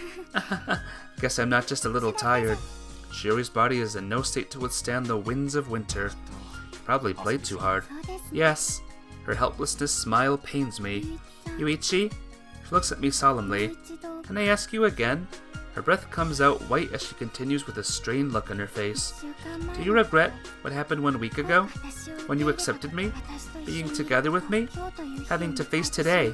Do you regret it? I promised, didn't I, Shiori? I don't regret anything and never will. Having you with me right now is the best feeling in the world. And so I'll stay with you until the very end. You're so strong, Yuichi. She seems to laugh. You're the strong one. I don't think so. She slowly rolls up her left sleeve. The day is almost over, and holds out her left hand. I've cut my wrist with a box cutter before. Do you remember the first time we met? I met Shiori, when I was fleeing the shopping district with Ayu, who had run away without paying for her food. She was sitting in the snow looking up at us in astonishment, and even picking up the things from her bag strewn about in the ground. That was the night I cut my wrist. I don't know what to say. I simply matched my breath for hers and let the wind blow the white mist away. During the third semester's opening ceremony, I watched Kaori leave the house before coming out of my room. Putting on the shawl that I'd hardly used, the shawl was from Kaori, exactly 1 year ago. I begged her for a present and she gave it to me one day early, saying she made an exception for me, though I never used it much. I bought a box cutter from the convenience store in the shopping district, and a lot of other things that I had no need of. Went home with a large bag of things, enjoying the scenery along the way. Halfway home, it suddenly started snowing. Then I bumped into you and Ayu. I had no idea. That intimidated expression on her face back then, the tragic determination beyond that look. I remember that night, at my room when the lights turned off, all by myself. It was so quiet, I couldn't hear or see anything. I couldn't think of anything. Felt like I had been left all alone in this world, like I had wandered by myself into a place where I didn't belong. It was a night like that. Feelsy as heck, guys. I went home, opened the bag wet with snow, grabbed the yellow box cutter, pushed the silver blade out, put it on my left wrist, breathed in and out slowly, pressed down with my right hand, and saw red running down on my left. Even then, I couldn't think of anything, but I heard a sudden laughter in my mind, the voices of those people I bumped into in the afternoon. I remembered their smiles, their happy voices. Then it occurred to me how miserable I was in comparison in that moment, so I laughed as well. I hadn't laughed for the longest time. I cried the tears I didn't cry when Kaori told me I wouldn't make it past my next birthday. My laughing caused the tears to keep falling. It wasn't funny anymore, but I just couldn't stop crying. My bloodied left wrist hurt so much, I realized I was crying because I felt sad. And then, laughing all alone, I found myself unable to continue cutting. The words of this petite girl are heartbreaking, and yet she has a smile on her face. Maybe this is a miracle. Her smile looks pained. She can only accept the reality set before her, and Shiori's heart hurt with that acceptance. That's your strength, Shiori. I'm not strong. I'm a weak person. I can't live without clinging to someone else. That's how weak I am. It doesn't matter. Everybody lives by clinging on to someone else. And it's called a miracle because there's the slightest possibility of it happening. But it's not possible for me. Then promise me something. What? Treat me to a meal in the school cafeteria if a miracle happens. Alright, I promise. I have a huge appetite. I'll prepare lots of food then. I'm looking forward to that. We walk slowly through the snow while holding hands. Yuichi, feel her squeezing my hand gently. Had a lot of fun today. Me too. There's somewhere I want to go next time. The cafe we visited together the other day. I want to go there again. And then I went to walk around the shopping district together. Yeah, well, window shopping is free. I want to do some actual shopping too. You know I'm a freeloader without much money, right? That won't do. You have to buy me lots of stuff. Yes, of course. There's something I want. Yeah. And also, I made a new friend yesterday. She's from another class and invited me to hang out together someday. That's great. Yes. I'll be in a new year soon. I'll probably have to retake my first year. It's okay. You can pass off as a first year still. What do you mean by that? You're small enough. I hate it when people say stuff like that. Yeah. Places I want to go. Things I want to do. There are still so many of them. So many, and yet, I'll take you to the places you want to go. We'll do the things you want to do together. But all I do is pester you. And in the end, I'm giving you nothing but grief. I don't feel aggrieved. You're such a nice person. I'm not nice at all. Yes, you are. I'm true to myself, that's all. Thank you. I'm really happy. Snow is getting heavier. Fluttering particles of light spread out across the sky. I squeeze Shiori's hand. Being together with someone you truly love is... Shiori stumbles next to me as if the wind has blown her off her feet. I don't think I can walk anymore. I support her body slumped against me as gently as I can. Thank you. She looks up at me with smiles while leaning against my shoulder. Need to lie down for a little while. My body feels hot. Let's go to that bench over there. Here, I'll take you. Feel hot. If you can't walk, I'll carry you on my back. I just want to lie down on the grass. The snow looks cooling. Cool and pretty. I love the snow. So please. Alright. I gently lower her weakened body, so weak she's no longer able to stand on her own, onto the snow. Thank you, Yuichi. She smiles at me and I lie down next to her. Aww. The night sky is full of countless falling snowflakes. Snow that's as white as the skin of the girl beside me. The warmth of her hand is mine is all I focus on. It's only been 3 weeks since we met. She quietly strings her words together while exhaling white mist. But I've been happy. We met for the first time in the snow during sunset. We met again in the courtyard full of snow. Had ice cream together, walking down the shopping district together, hit as many moles in the arcade as we could. Took a walk in the park with the fountain. I felt the warmth of the person I loved in the park at night for the first time. Went to school in my uniform, ate curry and rice with the person I loved in the cafeteria, made the best lunchbox for the person I loved, had that huge parfait in the cafe. That night, Kaori talked with me again after such a long time, and she tightens her grip on my hand. So many things have happened in just 3 weeks. All of them are precious memories to me, but it's a shame I never got to make that giant snowman. I probably don't want to die, and I shouldn't have fallen in love with you, but I couldn't help it. She puts on her usual smile, fighting back the tears threatening to spill out. Did I smile? Did I manage to keep smiling all the way? Yeah, you did. That's good.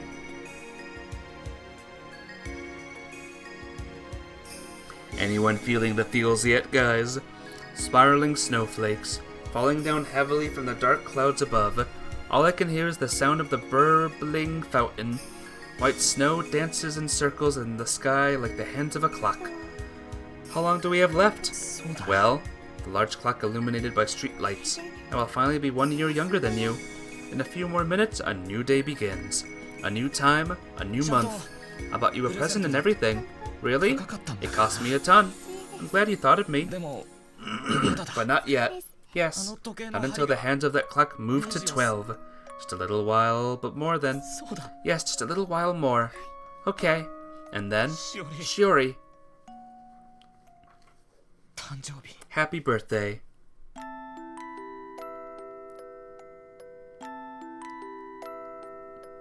It's very cute. I'm dreaming about a pair of sisters who are really close. The older one dotes on the younger. The younger one absolutely loves the older. They're clad in the same uniform,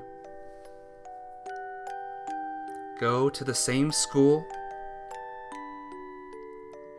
have lunch in the warm courtyard together, talk with each other happily as they go home together.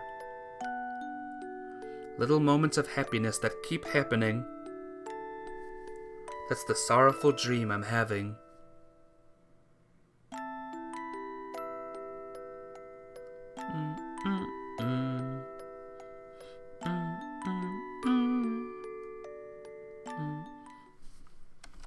I hear someone's voice, right next to me. The person I love, her voice, saying just one thing. Goodbye, Yuichi. And then I'm left with nothing but the warmth of touched lips. I don't hear the voice anymore. When I wake up from my dream, Shiori is nowhere to be seen. There's a shawl covering me.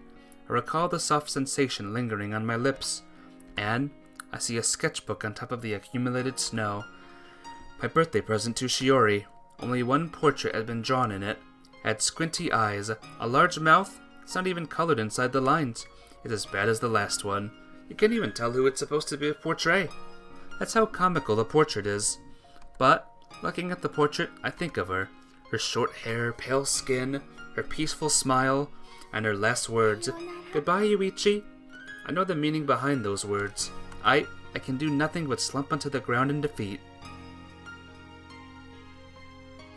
Did I smile?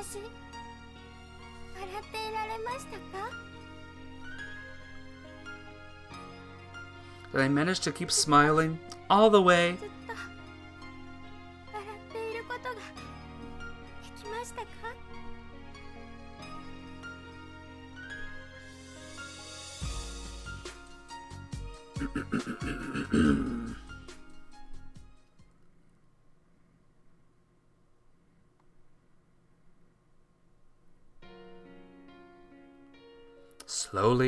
Slowly but surely, the face of the town changes. Gloomy clouds covering the sky clear up and snow gathered on rooftops starts falling to the ground. Warm and pleasant sunlight shines through the open curtains to infuse my dimly lit room with orange hues. It's quite the pleasant awakening. The cold wind I hated so much is slowly transforming into a spring breeze. Actual spring is hot on its heels. The landscape of the town is so different it makes you wonder if all that whiteness ever happened. It's a bright and peaceful scene that I've never known. I get out of bed, change into my uniform, and leave my room. The morning is calm and quiet as always. I sigh as I knock on Nayuki's door. A short silence ensues, then she slowly cracks open the door while mumbling. She draws a greeting. She's been waking up in a good mood recently. Must be the spring sun. She goes back into her room to change while I head downstairs alone. I greet Akiko at the dining table. This has been my morning routine throughout winter, with slight variations. But even then, it's a routine that repeats in a world of white snow and freezing winds. I don't find it boring. On the contrary, every day is enjoyable. Wake Nayuki up, eat the breakfast Akiko prepares. Nayuki dilly-dallies until we have no time left. Grab Nayuki's hand and haul her off to school, while ignoring the wistful looks she shoots at her cutlery. Walk down the snowy streets as snowflakes flutter down from above. The route to school that's become so familiar. Nayuki and I walk down it to school together. Take lessons with classmates I've never met before. Chat up a storm during break time. And there's a girl standing in the middle of the snowy courtyard with lonely eyes, afraid of everything, overcoming everything, and accepting sorrow. Well, a miracle should do the trick. She's white as snow. Miracles don't happen, that's why there are miracles. Laughs when she's happy, pouts when she's angry, fusses when she's lonely, but never cries when she's sad. Like her tears have been frozen, she keeps smiling calmly. Hey Shiori, I kept my promise. The long winter's about to end. The moment everyone's been waiting for. Nayuki, what is it, Yuichi? Do you like spring? Yeah. White fragments float down from the sky. Glancing up, the sky is blue from end to end. In this town where even leftover snow is disappearing from view, something starts fluttering down again. Yuki catches one of the floating fragments in her upturned palm. Cherry blossoms. She looks at the petal in her hand with an innocent smile of a child who discovered something unusual. Spring is really here. I prefer winter. Why? She stares at me, curious about my unprompted comment. I thought you hated the cold. I do hate the cold, but it's a shame we didn't get to make that snowman. While in class, the heater no longer makes any noise, and only the sound of chalk on the blackboard can be heard in the room. Randomly look up in English, and the English teacher is right in front of me. Get a good view of the blackboard from this seat, though the light reflections make it difficult to see what's written on the edges. We had a change of seating and arrangement. My new desk is right in front of the teacher's desk. Oh, that sucks. But I did ask for it. Told the teacher to put me here rather than rely on drawing lots. Nobody else wanted to sit here anyway, so I got my wish pretty easily. I just didn't want a window seat. Eventually, the bell rings to indicate the start of lunch break. I stand up with just my wallet in hand as always. Giving Nayuki a look, I start heading to the hallway. We've been having nothing but cafeteria food lately. She's holding her cutely colored wallet to her chest. Despite her complaining, she seems happy. If that's how you feel, why don't you make her lunch boxes? Sure, why not? You promise to take turns. Take turns? I'll make lunch one day and you make it the next. You serious? Absolutely. The cafeteria is fine. Shame. She smiles pleasantly and the sunspots falling on the floor of the hallway. The window-shaped sunlight glows with a warm color. Students' shadows dance along the hallways. Why do you keep looking outside? It's nothing. Let's go, Nayuki. Hey, no running in the hallways. Hey, Nayuki, you okay? I order a simple set meal as usual and collect my food at the counter. Sorry, Yuichi. You go ahead first. As usual, Nayuki is being held up, unable to hand over a food ticket. That's why I told you I'd get it for you. I try to call out to her over the heads of a few students. At this point, I can't pick her out from the crowd. But the noise of the busy cafeteria drowns out what she was about to say. This place is a lot more crowded than usual today. The huge crowd is also making it pretty warm inside. The weather's become a lot warmer these days. Next to the counter that's packed with students is a commercial freezer. Won't be strange anymore, right? Guess it wouldn't hurt to eat that once in a while. Nobody actually likes eating that, even if the weather's gotten warmer, right? Open the freezer and white mist starts dancing. Huh? But the freezer is empty. Suddenly became so popular everything is sold out? Maybe they just don't bother ordering any stock? That would be the more logical reason. And it seems like the school has finally noticed the obvious. Oh well. When it becomes much warmer, I'll have it then. The scenery here has changed a lot as well. The scenery of the courtyard that I know, where the ground is covered in snow and the tree branches sway in the cold winter wind. As usual, there's no one around. Once it starts getting even warmer, it's bound to be packed with students and their lunchboxes, and it'll truly become completely unfamiliar. Look up at the school building under the sun as a balmy breeze blows by. Curtains swaying gently in opening windows. Students enjoying their lunch at their desks. Anne, what are you doing here? Why can't I be here? You won't get any better if you don't rest at home. Don't worry, I'm resuming school today. Really? Yes, but it's almost at the end of the third term. Yes, I guess we'll have to retake the year after all. You know I hate it when people say stuff like that. Do you remember the promise? I do. That's why I'm here. I've already had lunch today. It doesn't matter. Please finish everything. Because I bought lots. Yeah, well it's already much warmer, so... Yes. It tastes better when the weather's warm than when it's cold. Obviously. The sunlight shines warmly. Like that white scenery never happened. The smell of the earth, the feel of the spring breeze, and the girl holding a bag. Miracles don't happen, that's why they're miracles. That's what you said. But, one by one, like she's trying to make sure. I'm such a liar, huh? Like she's clinging tightly to it. Yeah, that's right. Yuichi? Her calm expression. Slowly, very slowly, is it? Changes into something she's never shown anyone before. Because she didn't want anyone to feel sad. She hid her own feelings behind frozen tears. Is it alright for me to cry at times like this? You should, or I'll be in trouble. Why would you be in trouble? Because the man should never cry first. I guess you're right. A bag of ice cream falls to the dry ground. Aww. Sniff. Hick. Yuichi. I really didn't want to die. I didn't want to say goodbye. I didn't want to be alone. Sniff, sob. Tears of sadness she would never show anyone. Like melted snow, they fall to the ground without being wiped away. It's good to cry when you're feeling sad. Sob. You've been holding them back all this time, haven't you? Yes.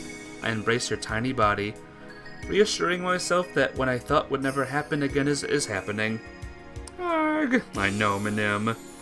Feelsy as heck. As I put my arms around her shaking shoulders and hear her faint voice near my ear, I sense the full warmness of spring on my back.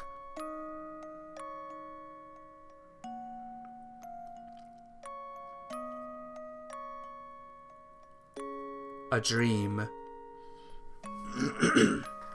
The day the dream ends. Like the snow melting in the spring sun. Like resembles once vanishing as a person grows. Like memories fading into never-ending time. Now, the eternal dream is about to come to an end. At the very end, granting me just one wish. My one and only wish. That was a hard one. He was close to a tear. That was a tough one.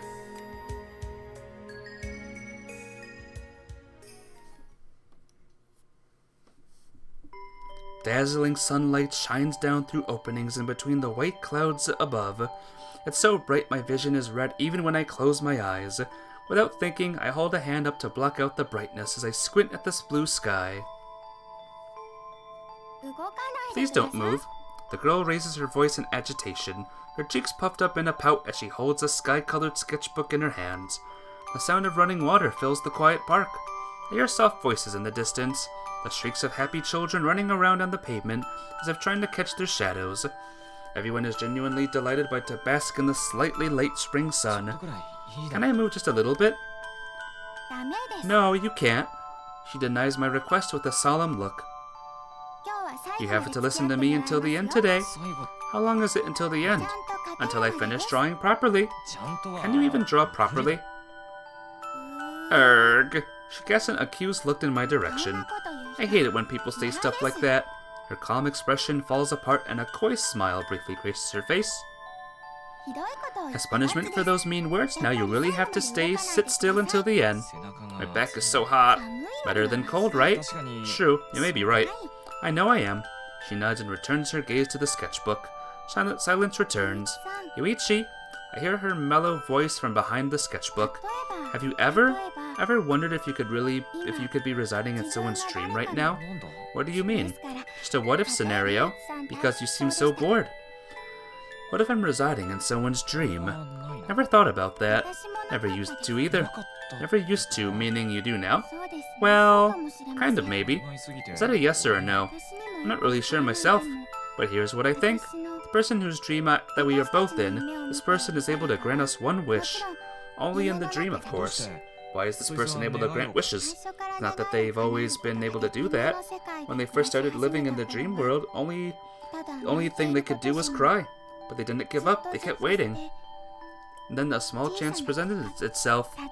They were given just one wish, kind of like a present. After their long wait, that's how they became capable of granting that one wish. Any wish, even if it's a wish to save a girl who's seriously ill. With that one wish they've been given? What would you think of that story, Yuichi? Wasn't it so cool and full of symbolism? It wasn't cool at all. You're so mean, Yuichi.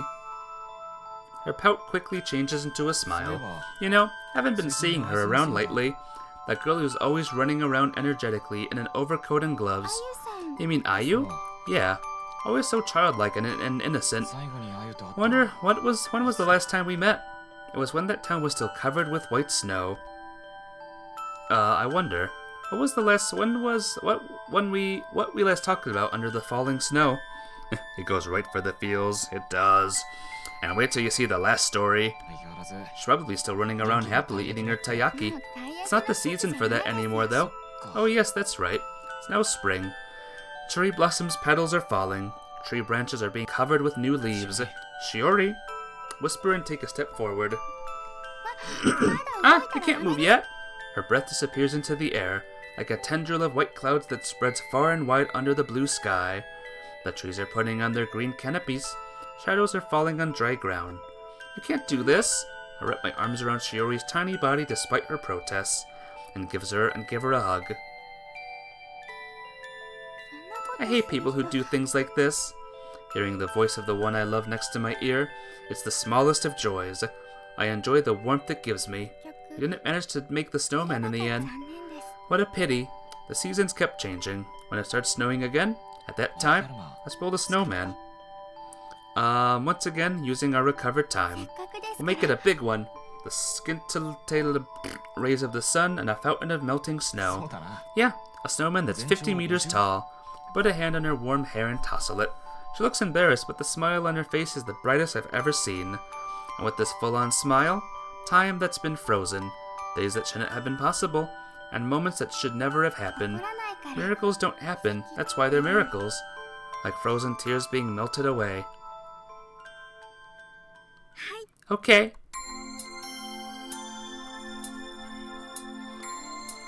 Whew.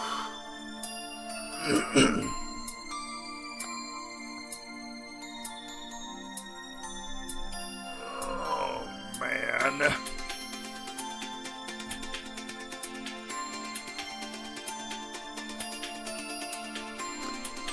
And that is the end of Shiori's story.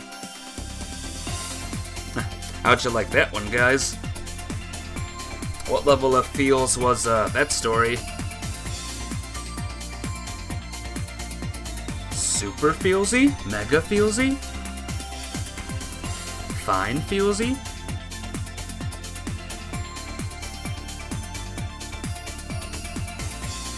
Minim says, hello, Ski. Nice. Ah, good stuff, though.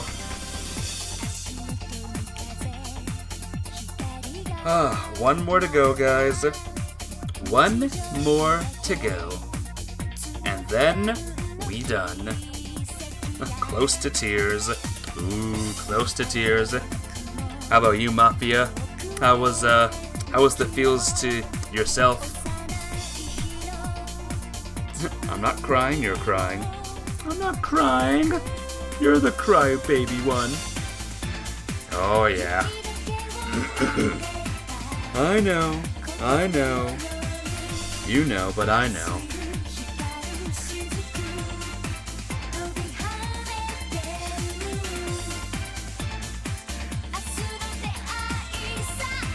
And if you think that was feelsy, just wait till you see the last story. The ultimate one, the grand finale.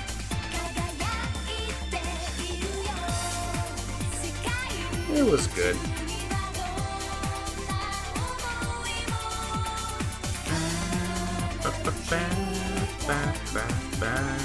Should I learn the lyrics of this song and sing it, guys? Hey, Yuki-an! How you doing today?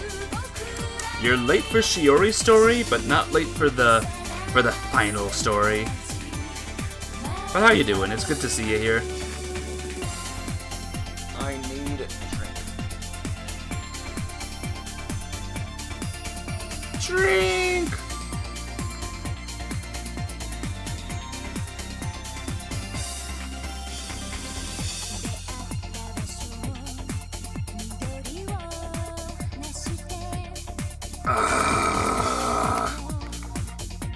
Good stuff.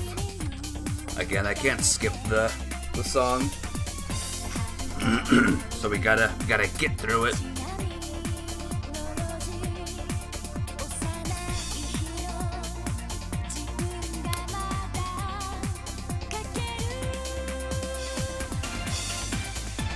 My name's dancing. Are you dancing to the song? You been playing Cold Steel 1? Ooh, nice. That's a good one. I can't wait to play Trails in the Sky #1 again. That'll be happening sometime this year, I think, with the remake. And of course, Trails Through Daybreak is next month. Looking forward to it.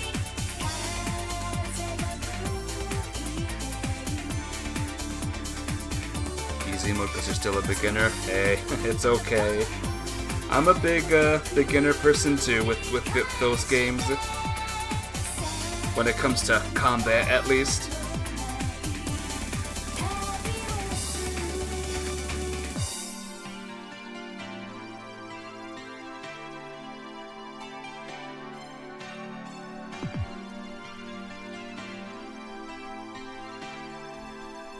While the credits are rolling, I'm playing Pokemon X, by the way.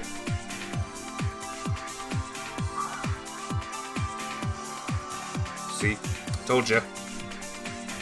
Just to do something else. What a good streamer Ultima is. Ultima plays other game while his main game is playing. What a cool person, huh?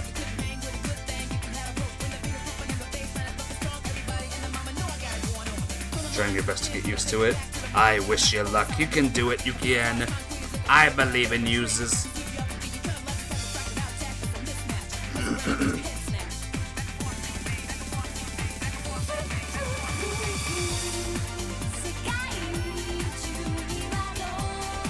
Excuse me.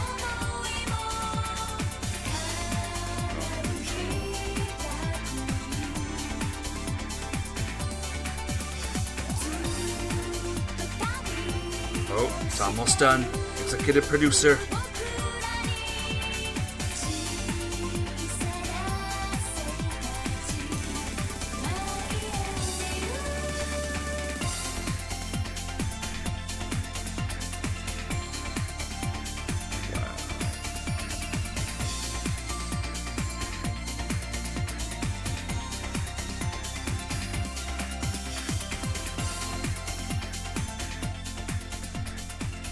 That's the end of that.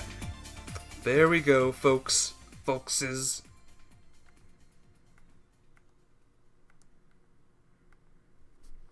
We did it! Woo!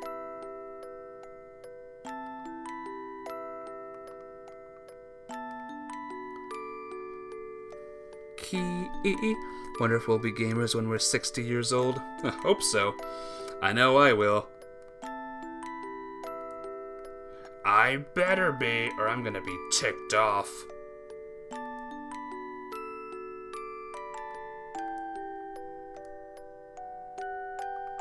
I'm gonna be like angry if I'm not.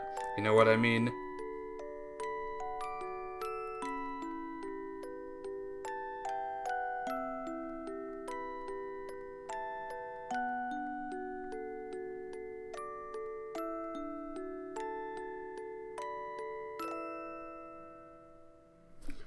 Alright, cool stuff. We did it. Yay! Completed Shiori's scenario. We done did it. Let me see if I can get Shiori's bad ending, by the way. Just real quick. Skip. You have to choose the wrong options. Don't overwork yourself. I'm glad you're thinking of me, but don't push yourself too hard. I'll be fine. I'm reminding you because I know you won't be. It's no good for you if you get too excited. You're right, I'll be careful. By the way, exercise self-control and decline. You'll be a gamer forever too. Games are great. Doesn't seem like a good idea to force myself to eat this. If I eat this dessert now, she may decide to bring us similar amount of food for lunch tomorrow. Have I tried Air too? I don't think there is an Air visual novel. Is there? I haven't seen one yet. This much food is not just difficult to prepare, but tedious to bring along as well. I don't want to burden her more than she can bear. Not even I can eat so much. Really? Bring something smaller next time. Yes, I may have gotten a little overboard today. I was having so much fun that I didn't notice. Yuichi? Skip. We are blood siblings. Blood siblings? What? Really? Shiori is immediately surprised. There is. I haven't seen it yet. Is it on Steam? No, I was just joking. A gamer with epilepsy? Oh no. Oh, I got a shock there. See, you guys get along well. Look away. I look away from the entrance of the cafe. Trying to pull these two together right now would just result in sadness. That's the feeling I get. For both Shiori and Kaori. Eventually, the gigantic parfait, much larger than I'd imagined, appears at our table. Wow! It's even bigger than Shiori's gawking face. This is surprising. PC version. If it's ever on Steam, I'll try it out. If it's ever on the Steamses. How many portions? Let's dig in right away. She grabs her spoon with great excitement. I can't anymore. As I expected, Shiori is quickly defeated by the parfait and I had to take over. I'm not really a dessert person, you know. I'll do my part too. We attack the parfait together, although I eat more than she does, but it doesn't go down by much. You've been trying, Shiori. What? I'm eating it. Oh, I got you, Minim. I knew that's what you were doing. That's too bad. Are you able to make it less or heal it somehow? She wills miserably from the other side of the parfait. But sharing a parfait with a girl, I always thought it would feel awkward, but now I'm actually doing it, I realize I'll have no leeway to even feel awkward. I hate parfaits that are so big you can't see the person on the other side. It's not going down at all. About an hour later, we step out onto the shop after leaving most of the parfait uneaten. Naoki and Sayori left before us and are nowhere in sight. Well, I guess this is goodbye. Thank you for the treat today. Shiori, want to come to my house? Just want to be with her for as long as possible. Your house? House I'm freeloading in, to be precise. She puts her finger to her mouth as she thinks. No, I'll go home. I see. See you tomorrow, Yuichi. See you. Bye. She bows as we part ways and I start walking around by myself. I'm not maybe. Maybe. Shall we go? Hey, you didn't answer my question. We have a destination, so let's go. Why are you suddenly so keen? Medication and trying to live life you don't want it to ruin your life. That's good. Keep on living and make sure it doesn't beat ya. That's what I says, Minim. Keep on doing well and all that stuff. Because I'm hungry. Is that the real reason? I can't wait to eat the lunch you prepared. I'm glad to hear you say that. And so let's go. Okay. Start walking first with the ice cream bag in hand. Wait for me. Shiori follows in a fluster. Lunchbox is heavy. Ice cream is heavy too. Sniff, carry some of it for me. We leave the shopping district together with Shiori whining away. Fine, I'll carry half. Okay. And her carefree smile. Skip. Okay, so it still gets me the good ending. Good to know. Spring. Oh wait, the season of dancing cherry blossom petals, where warm winds stir the humid air. The snow melts to reveal patches of the gray earth beneath. I'm walking slowly around the school campus, my shoes treading gritty sand underneath noisily. Petals that have fallen on melted snow puddles leave red marks on my shoes. Take it in the sights of this new version of town, having vaguely turned down Nayuki's invitation to walk together.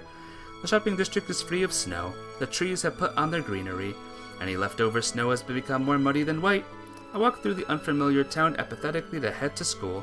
An empty bag will be so packed in a few hours my shoulders will start aching. With new textbooks and blank notebooks, a new school year and a new life begins for me in this most peaceful season. Start the familiar school building for a while before walking again. Let's see! A girl in a brand new uniform passes me by. She's glancing around in confusion. She catches my eye and bounds over happily. Hello, she says hesitantly, then continues. Where can I find the class placement notice board? She bows shyly, mumbling awkwardly that she got lost in the large campus. That's interesting. Weird epilepsy. That's strange, Minham. That's a very strange one. Honestly, I have no idea either. Oh, are you a first-year student too? No, I'm in the third year actually, but I only just transferred over.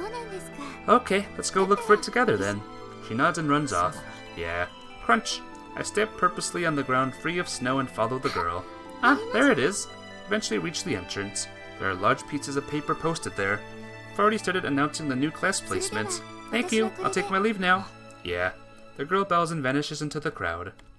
Left there by myself, I start scanning the white papers for my name. Find it rather quickly. I'm in class 5. Yuki's in a different one. I don't know who most of my classmates are. I keep staring at the papers as students around me cry out in joy or disappointment.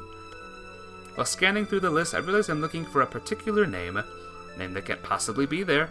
Even so, I find myself wanting to believe in a miracle. For just a few seconds, I allow myself to cling to hope. First year, second year, and then third year. All the names, all of them. Miracles don't happen, that's why they're miracles. Words from the person I truly love. The girl smiling under pale light as she accepts the inevitable. If I'd won, I was going to eat so much food.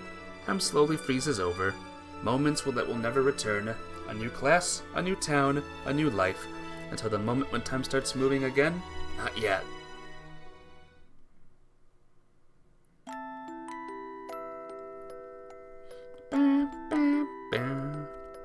Snowing, memories, town, when I meet her.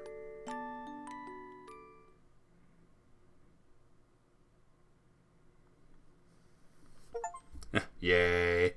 Bad ending. Alright guys, it is time for the final story. Start. Skip. Bam, bam, bam. Bam, bam, bam.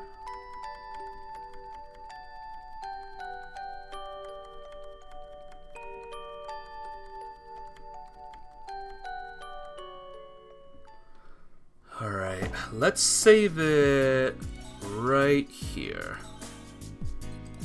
Yeah, there we go. Alright, wish me luck, guys. Let's see if we can do it. Show me around town. We want to spend as much time with Nayuki as we possibly can. Make an excuse. Pry further. Run away with her. Take it. Enter the room. Keep trying. Ask her to do so. Sure. You got a point. I'm good. There's IU again. We meet with Shiori. Yeah! Make her hurry up. Make her wrap it up. How long have you been here? How long have you been here? It was towards the end of the second part that I first noticed her, but I wasn't really paying attention much to the time. She thinks about it for a minute. I've been here since this morning. Since this morning? Does that mean she's been here since classes first started? I've got a lot of free time on my hands. You haven't had a seizure in many years? That's good, Minim. No more, alright? No more of those things. Promise yourself not to have any more. Demand it of your body. No more! I'm glad that you haven't, though. If you spend too much time in a place like this, your sickness is bound to get even worse. You're right, I'll try to be more careful. Seem to be getting a bit off topic here. But colds are really— Ah! Dodge. There's Makoto. Hi, Makoto. Hi, IU. We're gonna let her help. You were helpful. Scream. So, in case you all forgot, Yuichi apparently knew IU 7 years ago, and he was there for her during a tough time in her life. So, cool. Apologize sincerely. Join her. Spend time in her days. Take a bath. Punish. Don't sleep. Shop at the stopping district. Cigarettes. Help her! Look for something to snack on. Leave the rest to Akikoko. Follow. Let's finish eating first. Have her make lunches. Buy an umbrella. Will you go look for it again today? Throw them in the hallway. Let her do as she pleases or whatever. I guess I'll eat it. Oh, I ate a lot of, or I read a lot of words, huh? Go eat something. Wrap this up. Rearrange the room. It could potentially happen. I'll go out to shopping district. Put them back in the fridge. Energy number 1. Go home. Evade the question. Answer normally. We had a nice movie time with Ayu there. Sure thing. Leave her be. I'll leave her be. Then time passes without incident. After homeroom is over, we get to the long-awaited after-school time. She's still sleeping. After the homeroom teacher leaves, Kaori stands up from her seat looking shocked. Can't believe she evaded the teacher's notice. Yeah. Oh, she moved. Yawn. Good morning. School is over already. Huh? Alright, I have to go to school. You're at school. I'm in that case, I have to go to club. She gets up from her desk and walks unsteadily. Perhaps you don't have club today. Huh? You're going to go to the shopping district and change the battery in your watch, right? Oh yeah. I can't live without my watch. That's why you love and hate visual novels so much reading. At least the stories are good. At least it's not a bad visual novel, right? She finally seems to remember. You're coming too, aren't you, Yuichi? There's Ayu again.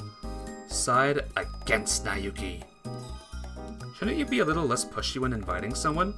I don't particularly object to Ayu staying the night, but if Ayu is hesitant, I don't think it's the best idea to take Nayuki's side. Yeah, I suppose you're right. Yuki seems to get where I'm coming from. We can hang out another time when it's more convenient. Yeah, I'll definitely take you up on that. Two of them nod at each other. They almost look like siblings, one next to each other.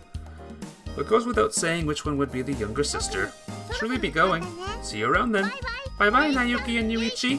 She waves and then wings on her back flat, but she runs off.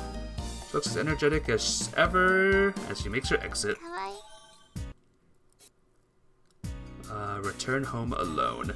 Planning to go straight home.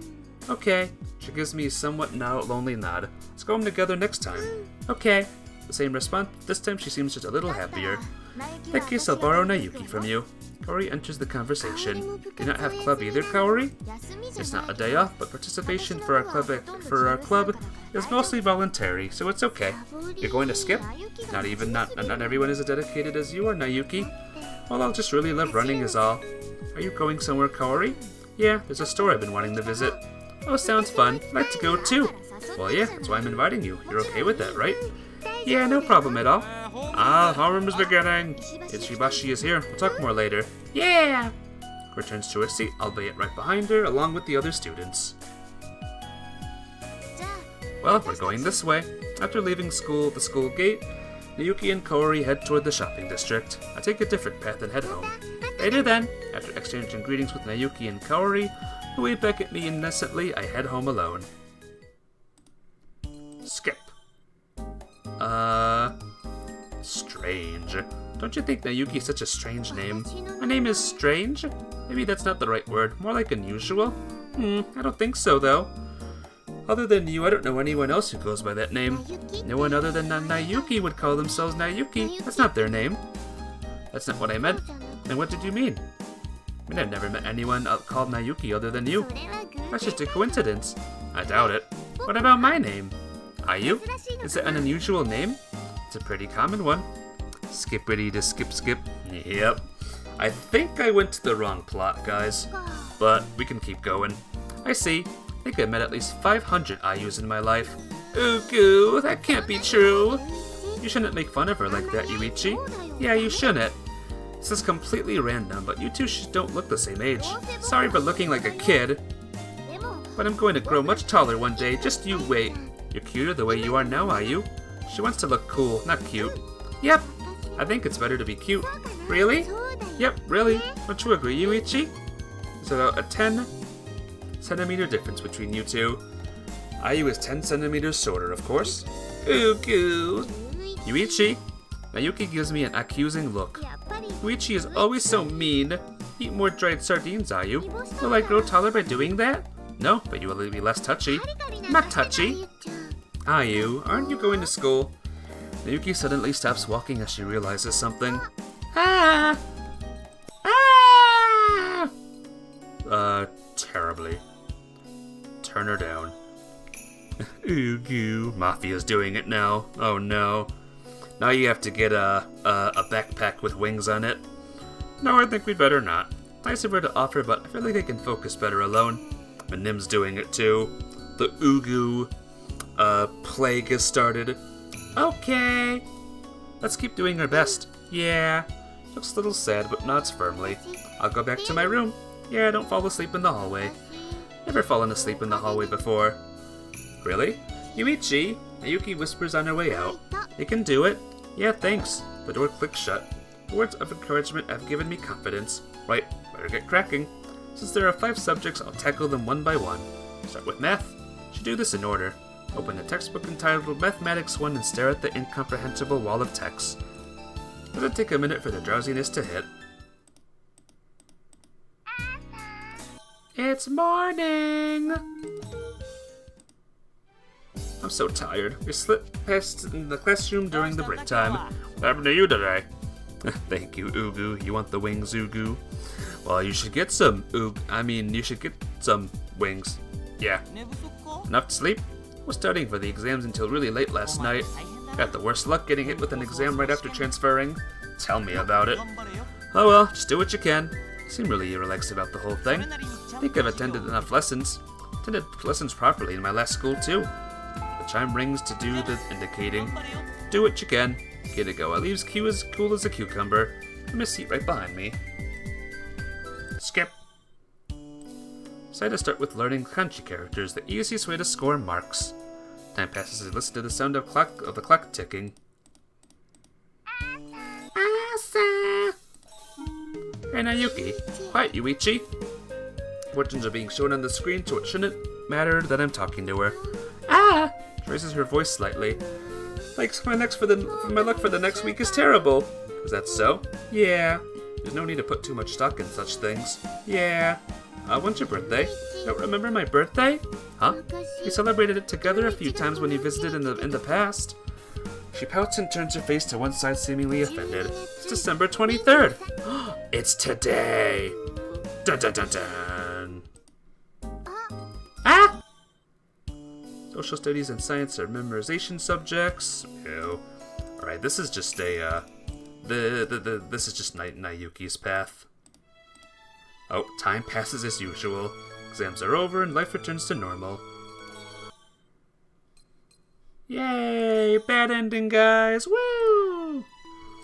Alright, alright. I have no choice. I am going to look up a guide and get to the right thing. The first thing I do is...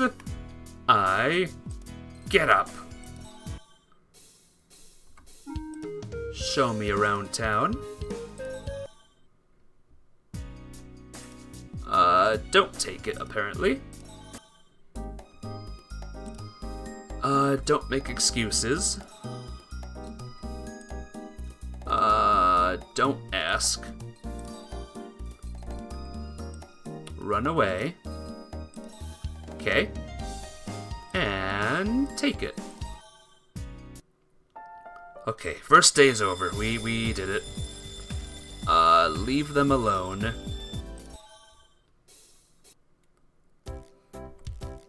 Tell her it's unnecessary.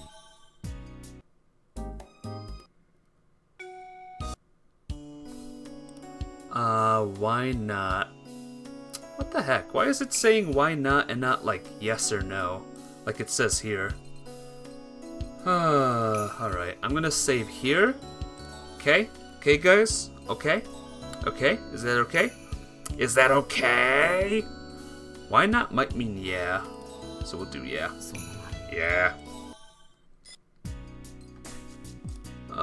Make her hurry her up.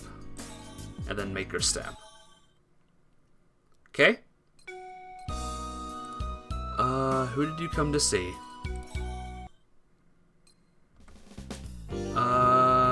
Dodge. We dodging.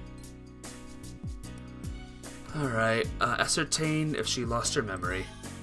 I did lost my memory. Accept. Let her help. You were helpful. Okay? Minim says, okay, Ugu. Give her the fright of her life. Yeah, there we go. We have our little flashback. Let's try it. This one is apologize sincerely. And then join the hunt. We're doing it, guys, we're doing it! Stare into space. So space, bath, return the favor, okay? Space, bath, return the favor. Don't sleep and shopping center. Don't sleep, shopping district, and then cigarettes. Okay? Give her a hand, self-control. Help her! Wait, show self-control. I think that's this one, patient, right? Ugu, I'm done with the Ugu, I promise, Ugu. Really, Minim, is that so? Do you, though? Do you actually? I'm gonna scream, like, objection. None of my business. Maybe it's this one. Rise. Okay. Let her go. I'm eating. Okay. Forget it. So I guess it's this one. Refuse point blank. And then umbrella. Yeah, we're doing it, guys. You're going to search again today?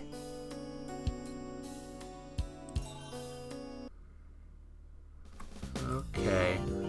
Gather them up and throw them. So far, so good, I think, maybe.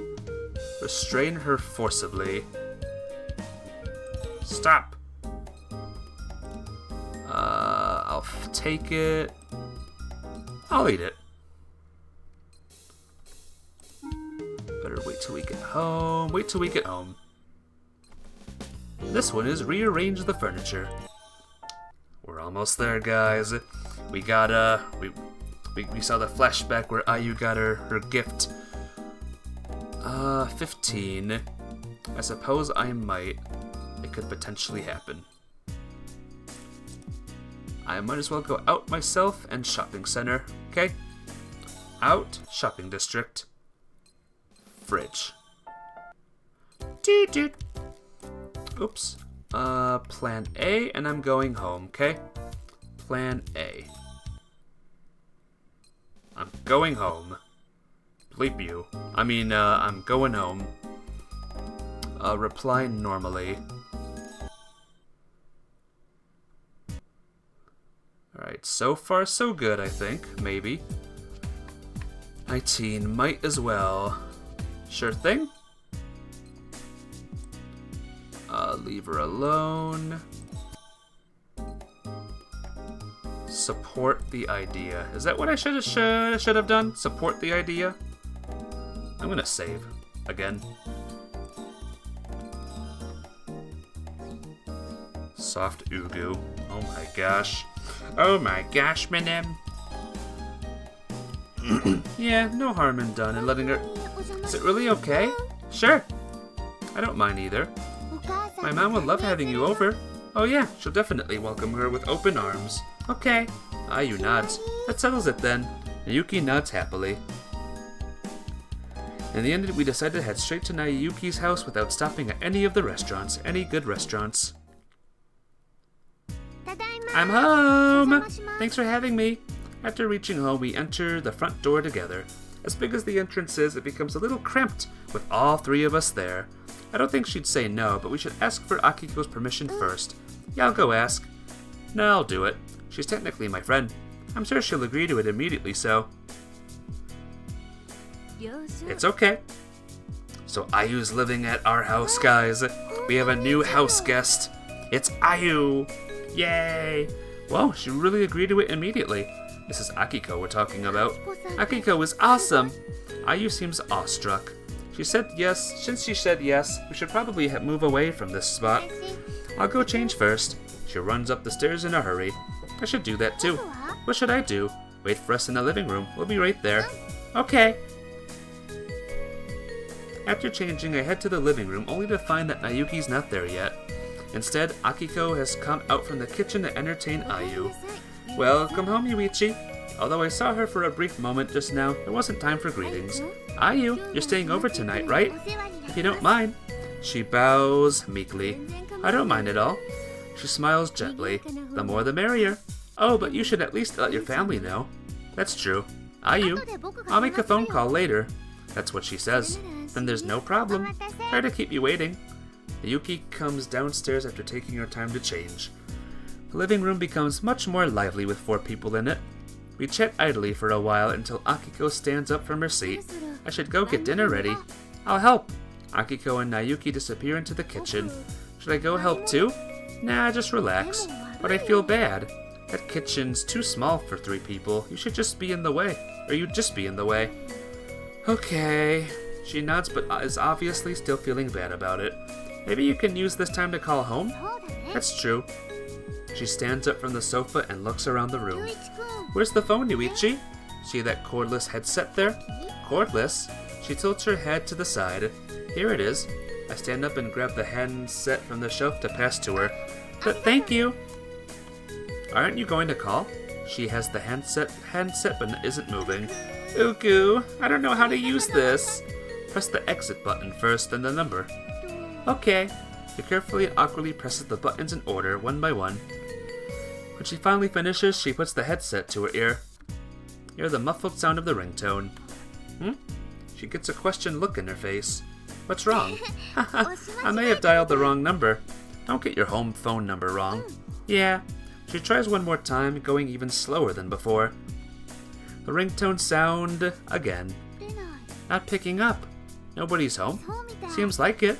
She laughs weakly and places the headset back. What should I do? Call again later. Yeah, I will. She says half-heartedly before sitting back down on the sofa. Yuichi. Nayuki's pretty, huh? Is she? Yeah, I was so surprised. I'm not sure. Yuki is a bit of an airhead at home, so I don't particularly associate her with the word pretty or anything. Maybe that's what she seems like to others? Do you think I can be like Nayuki when I'm a little older? Nah. Uku, no hesitation. Just close your eyes like this and the outcome is obvious. No, it's not. Besides, isn't Nayuki the same age as you? Huh? The same age as me as well. I didn't know that. She looks quite shocked. Anyway, don't overthink things. Uku, but... Alright. I better keep the guide on. I can't leave it at that. Let's see what she can do. What is with this guy? This guide is so awful. Explain, maybe, what you mean. You have your own unique strengths too, Ayu. For example, she looks up imploringly at me with teary eyes. You can ride on the train for half price? That's not something to be happy about. You can wear all your old clothes no matter how many years have passed. I'm growing a little taller, okay? Just a little. So anyway, no need to worry about it. Uku, now you're making me even more worried. My attempt to make her feel better has backfired. Also, Nayuki has changed way too much. She's still the same inside, but looks completely different from the little girl I remember. So much so that the others are calling her pretty. Dinner's ready! Nayuki's face pops out from the kitchen. IGN has good game guides. I don't know if this game is even on IGN. Aren't you glad, Ayu? Huh? Ayu's been complaining about being hungry for a while now. Were you hungry, Ayu? Uku, I never said anything like that. There's a lot of food tonight, so eat your fill. Didn't say anything like that. Hope you like the food. After saying that, she returned to the dining table. Ayuki's not fazed by anything. Something like that. We moved to the dining table as well. There is a sumptuous spread on it, just like Nayuki had announced. Wah! Ayu gasps in astonishment. The table is filled to the brim with food that looks like it belongs in a restaurant. I may have gone a bit overboard today. Akiko walks out from the kitchen while folding her apron. Did you make all this, Akiko? I got Nayuki to help. Amazing! She's genuinely moved. Please eat before the food gets cold. We sit down at the dining table at Akiko's urging. Ayu is initially reserved, but as she talks with Nayuki and Akiko, she becomes less tense. It's just a part of their personality, I guess. Eventually, I'm so full. Me too. There's still food on the tables, but we've all reached our limits. We start chatting about everything under the sun. I'm going to take a bath. After about an hour, Nayuki leaves her seat. I'll go get a room ready for Ayu to sleep in. I'll help. Oh, but the rooms on the second floor are all taken. How about my room? Yes. Where will you sleep then? In the same room? I'm okay with that. Alright, I'll go lay down a mattress in Nayuki's room. Just like the school trip. Nayuki seems happy. When I go downstairs to take a bath, I see Ayu standing in the hallway. Yuichi? She's holding a bath towel and what looks like a set of pajamas. Going for a bath? Yeah. Wanna bathe together? No way! I'm just kidding. Uku, don't scare me like that. Please, the thought of getting into a bath with you has never crossed my mind. I have mixed feelings about that. Anyway, if you're bathing now, I'll go after you. I can bathe first. It's warmer after someone's already gone first. Okay, I'll go in first then. She opens the frosted glass door to the bathroom. And don't you dare peek! Don't worry, you couldn't pay me enough to peek at you bathing. That makes me feel bad for some reason. So, should I peek? Absolutely not. She slams the door shut. Having nothing else to do here while waiting, I return to my room. Knock knock. I hear hesitant knocking on my door as I'm listening to music. It's not locked. I lower the volume with a remote controller and call out to the door. This door has no lock in the first place. Yuichi! Ayu peers at me from behind the half-open door. What is it? Just wanted to let you know the bathroom is available. Alright. And it's really warm right now. She's standing in the hallway awkwardly in her pajamas. Those pajamas are a little too big for you, huh? The sleeves or bottoms are slightly too long. You couldn't find anything in my size. Are those Nayuki's? Yeah. Nayuki is tall and slender, whereas Ayu is clearly shorter. She definitely wouldn't fit in Nayuki's clothing. I'm tiny, huh? You mean your chest? No. No? I mean, yes, but she's interesting to watch. Because her facial expression is constantly changing. Bath time, bath time! Yuki runs up the stairs humming a strange song. Yuichi, the bathroom's available. Yeah, I'm going there now. Ayu, you could have gone into my room first. Yeah. I'll go take my bath now. Okay. My room's over here, Ayu. Okay. Wait, Ayu. Why are you wearing your hairband right after a bath? You mean this? She points to it at her red hairband. Because it's from someone important. After saying that, she goes inside Nayuki's room with her. Left alone in the hallway, I make my way to the bathroom. So nice and warm. Back in my room, all warmed up, I breathe a sigh of relief.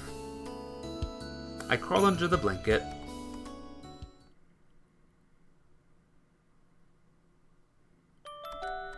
Red. Red sunset. Red clouds. Red snow. A girl. A pinky swear. Her last words. It's a promise. I open my eyes to the sight of a dark ceiling. The only thing accompanying me is this jarringly cold and silent room are the color-coordinated furniture. It's so quiet, the ticking of the clock's second hand resounds loudly in my ears. I grope around for the alarm clock. Then I bring it close to my face to examine it. The dull bluish fluorescent glow of the clock face indicates that it's 3 in the morning. 3 o'clock? I mumble out loud before hiding under the blanket again. Haven't been waking up in the middle of the night lately. Why today of all days? I curl up in bed trying to figure it out while semi-asleep. I know, because of that dream. I remember now. I was dreaming just now. But I can't remember what it was about. I don't know what I dreamed about, only that I had a dream. It's a strange feeling. What was I dreaming about? I can't remember. What was that dream about? I can't remember. My foggy mind can't seem to recall the scenes that I had been looking at. Was I outside? Inside? Or both? Who was there? Was I alone? Was someone else there? Or maybe I wasn't even in the dream. No, I can't remember anything. Never mind. It's quite common for people to forget what they dream about. No need to feel so bothered about it. There's still some time until morning. Should be able to drift back to sleep. Before that, the restroom. I crawl out of the blanket, trembling from the cold. The chilly night air can still be felt through the simple jacket that I throw on. I carefully open the door connected to the hallway.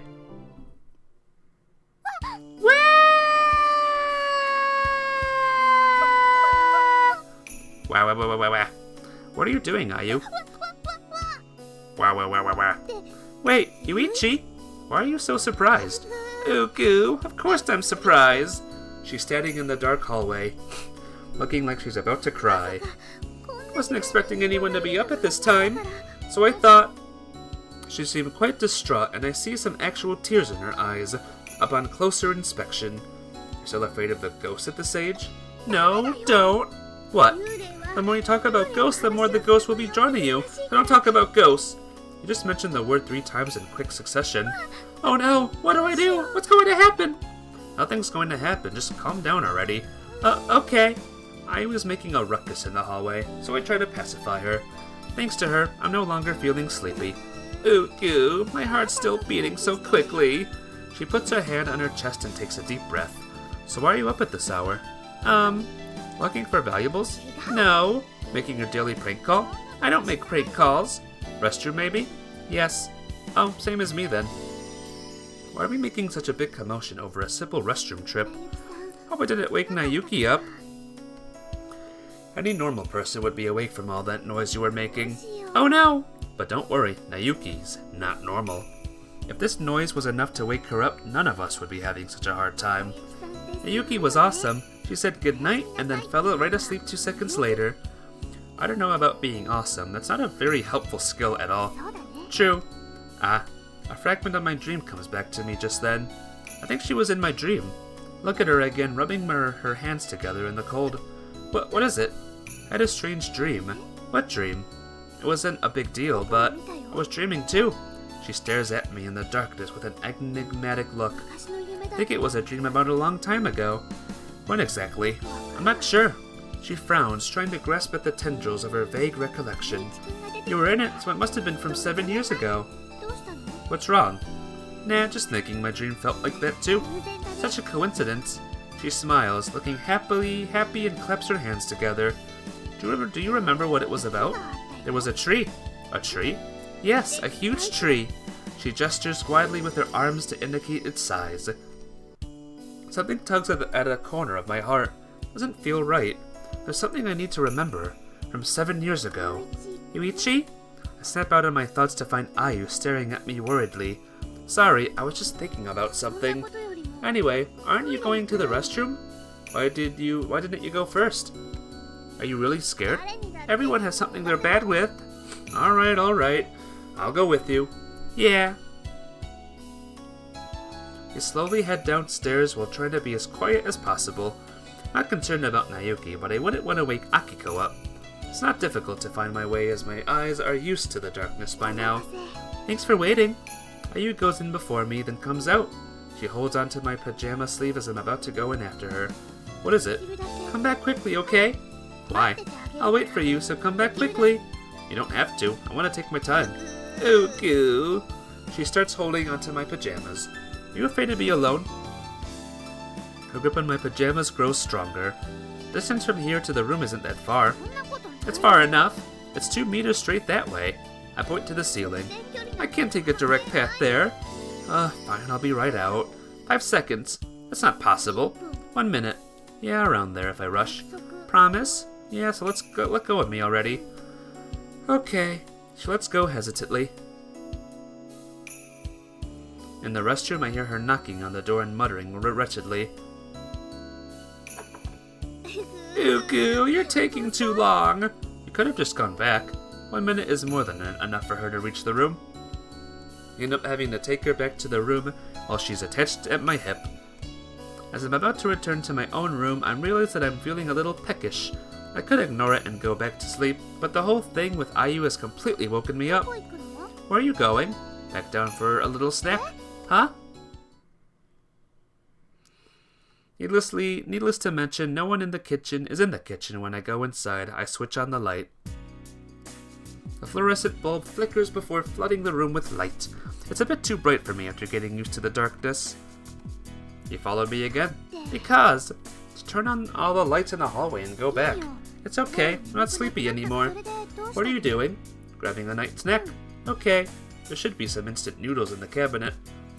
I open the doors of the kitchen cabinet. Anything? I open the cabinet below it. Yuichi? And the cabinet next to it. Nothing. To be precise, there's no instant food in the cabinets at all. Come to think of it, I've never been served instant food since coming to this house. I had noodles, but not instant noodles, handmade by Akiko herself. I mean no need for instant food with her cooking skills, right? Yuichi! Ayu speaks out timidly. I can make something for you. You can cook. I can at least do that, yes. Oh yeah, she did brag about it before.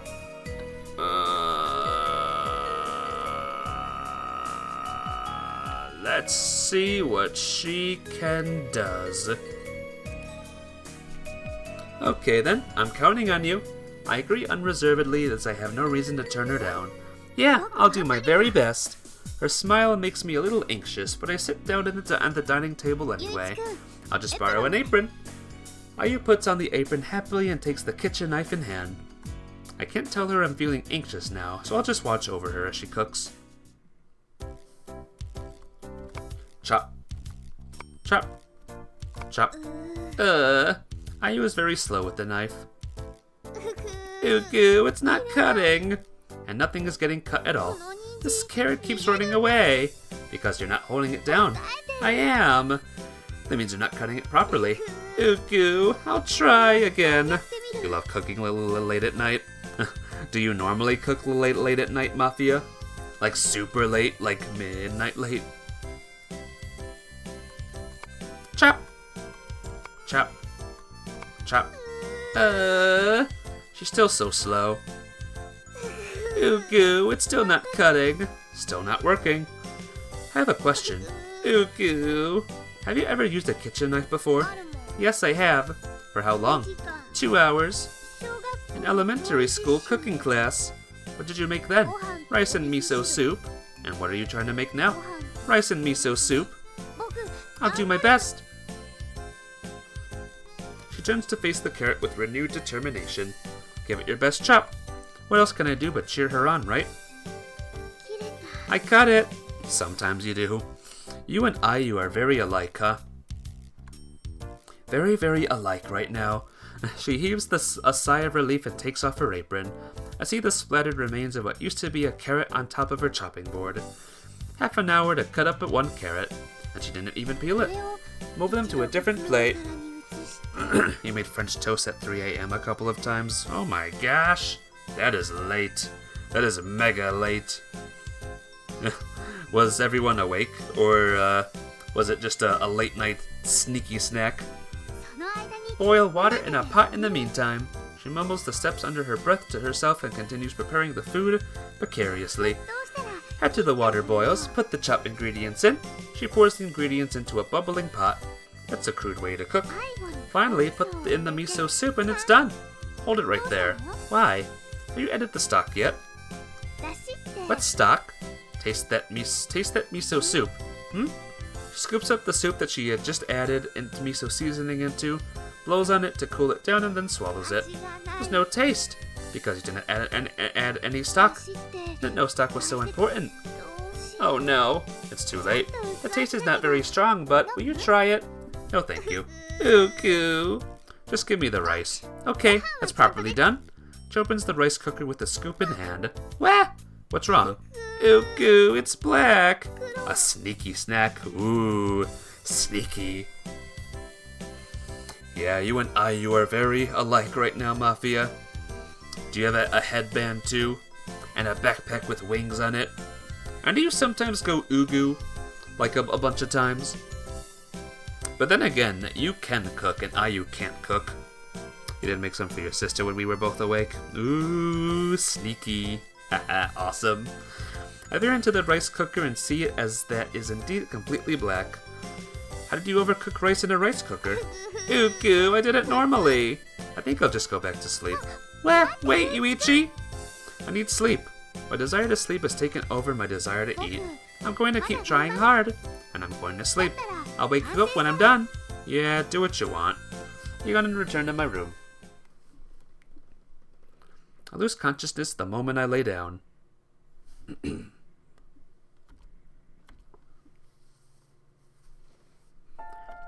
There's a girl sitting on the bench in front of the station. She's holding a small wrapped package, and a look of sadness flashes across her face every now and then. Oh, you don't? Aw, darn.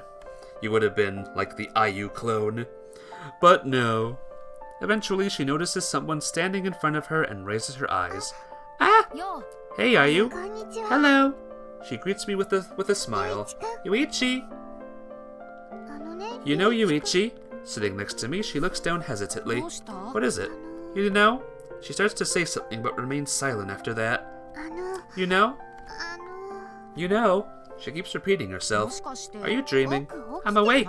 This doesn't seem like you at all. I'm just nervous. Why? Are you going to propose to me or something? You don't talk like an elementary student at all, Yuichi. Her accusing look is nevertheless coupled with a little smile. Anyway, this is for you. She hands me a small package, still looking down. Package that's been beautifully wrapped up in a red ribbon. As thanks for the doll. It's not necessary, you know. It is. Fine then, I'll graciously accept. Okay, what is it anyway? Cookies that I baked. As in edible cookies? What other cookies are there? It's so shocking that I'm still trying to wrap my head around this situation. Sorry for being out of character. Don't pout, I'm actually feeling quite happy about this. I couldn't tell at all. She grumbles as she hands the package with the red ribbon to me. It might not taste very nice. Don't worry, anything made with edible ingredients can't be that bad. I take the nicely wrapped package and undo the ribbon. There's a transparent plastic bag under the external wrapping. Inside the plastic bag are a number of bite-sized black objects. Well, reversey pieces. Ooh, goo, cookies. They're black. Ooh, goo, just a little burnt is all. A little? Only the outside is burnt. They're nice and crispy inside. Not sure about that. Try one. Yeah. I take a so-called cookie out from the package. Has to be a reversey piece, right? I nibble on it tentatively. Crunch. Is it tasty? I can't believe you're asking me about the taste after hearing that sound. Doesn't taste nice? It's just... I'm trying hard to smile, but my mouth hurts too much. It's way too hard. No, it can't be. Why would I lie about this? Look. She tried. Yeah. You gave it the good attempt, younger IU. I break apart the cookie I had just tried to bite. It's completely black inside. Ooh, goo. See? Sorry, Yuichi. She looks down in dejection. I'll do better next time. Yeah, I'm sure you'll get it better as long as you keep trying. Yep. But can I ask you something? Yes. Where did you learn to make cookies? From a TV? Cooking show, huh? Advertisement. Huh? I saw a commercial with nice looking desserts. You don't know the steps at all? Maybe not. I'll do better next time. You don't have to do that. I think I'll go for a 3-hour stream today, guys. So let's stream for 12 more minutes, eh? Ooh, goo. I glance between the crestfallen girl and the blackened cookies in my hand. She did make this for me, though. IU. Ooh, goo, yes? I say nothing and simply pat her on the head. Ooh, goo. Thank you, IU. I kept repeating what I can't seem to say out loud in my heart as the sun sets beyond the horizon. Ah. Welcome to January 20th.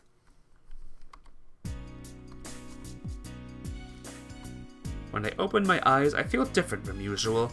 Pulling the clock near to me, I check the time and realize I've woken up half an hour early. The alarm clock hasn't gone off yet. I turn it off anyway and put it back down. Normally I'd be looking forward to a 30-minute nap, but I'm not in the mood today. What's that strange smell? There's a thick burning smell coming from somewhere. Maybe I woke up earlier than usual because of this smell. I quickly change and hurry out of my room. The smell gets stronger when I step into the hallway.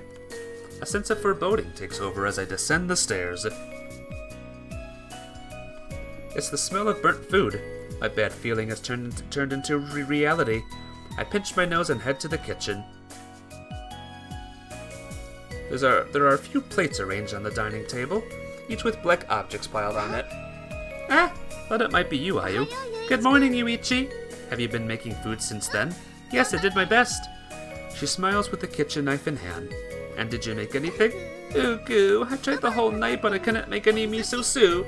That takes skill from a certain point of view. I don't feel happy hearing that. And you're still trying? There are still a few pots stirring, sitting on the lit stovetop. I couldn't make any miso soup or rice, so I gave up after a while. Right now, I'm preparing for breakfast. You call these things breakfast? These round and black entities on the dining table? Yep, sunny side up eggs. They're black. Slightly burnt sunny side up eggs. They're hard. Food tastes better when it has some texture. I can't even cut through it with a knife. What did you do to turn an egg into this black lump anyway? Normal things. This isn't normal at all. Good morning. Akiko is looking at us from the doorway, still clad in her pajamas. This is quite the aroma. Sorry. Thinking she's been chastised by Akiko, Ayu bows her head contrarily. Nayuki is right behind Akiko as well. Wow.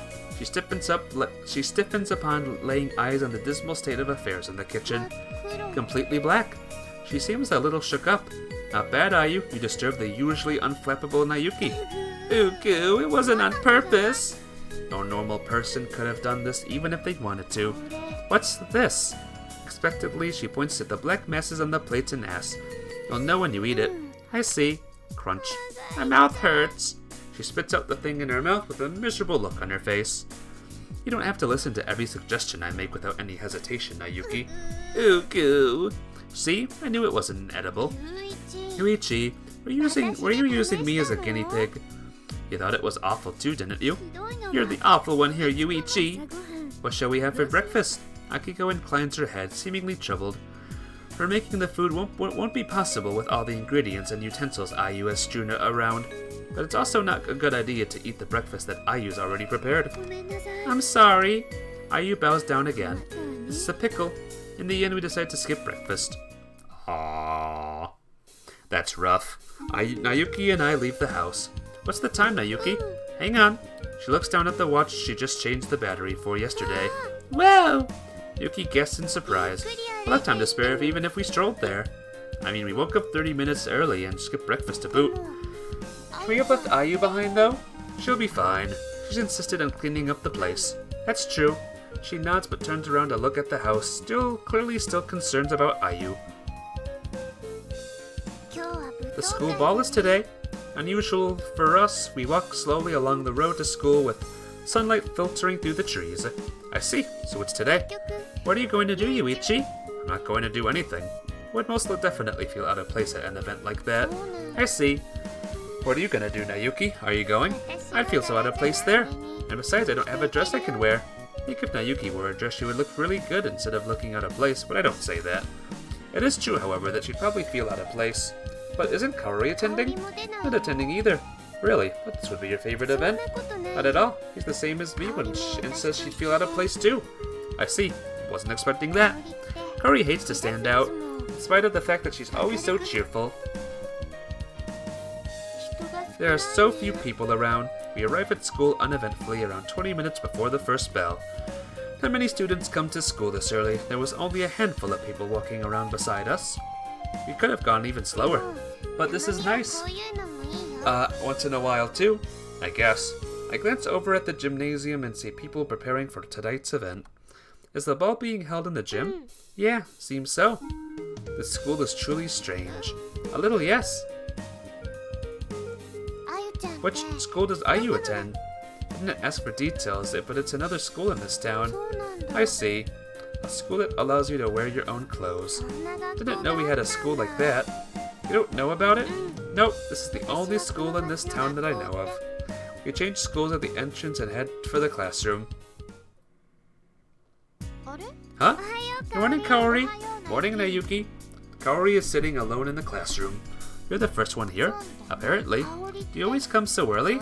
I should be asking you that. Today was special. We were woken up early by burnt black eggs. I don't get what you mean. Don't worry about it. What about you? It just happened. I didn't want to be at home. Just talking to myself. Don't mind me. Returns to her seat after that. Eventually our classmates start filtering in one after another. Each time they express surprise that Nayuki and I are earlier than them. Busybodies. Morning classes drone on. The teacher is writing some mathematical formula on the blackboard enthusiastically. Those taking part in the ball aren't paying attention, whereas it's just another day for those not taking part. The bell rings to indicate it's time for a break. It's lunch break, Yuichi. Finally. Yeah. What's wrong? Kori asks curiously that she hears us sighing. You guys don't seem very energetic. I'm hungry. So am I. Why? Didn't eat this morning. Neither did I. You should run into the cafeteria then. I can't run on an empty stomach. Same here. You guys are like an old married couple. That's not even funny. I'm so hungry. Shall I buy something for you? Yes, please. So sleepy. Any bread will do. Kori takes her wallet and stands up with resigned exasperation. I'll help. Kitagawa stands up from his seat as well. I'll be fine on my own. It's along the way for me. Along the way to where? Kitagawa has already started walking. Kori follows behind reluctantly.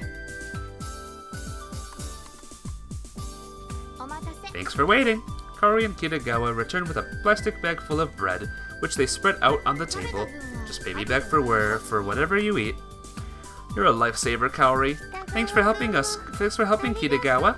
I helped myself to my first bite of proper food since dinner last night and feel my stomach calming down.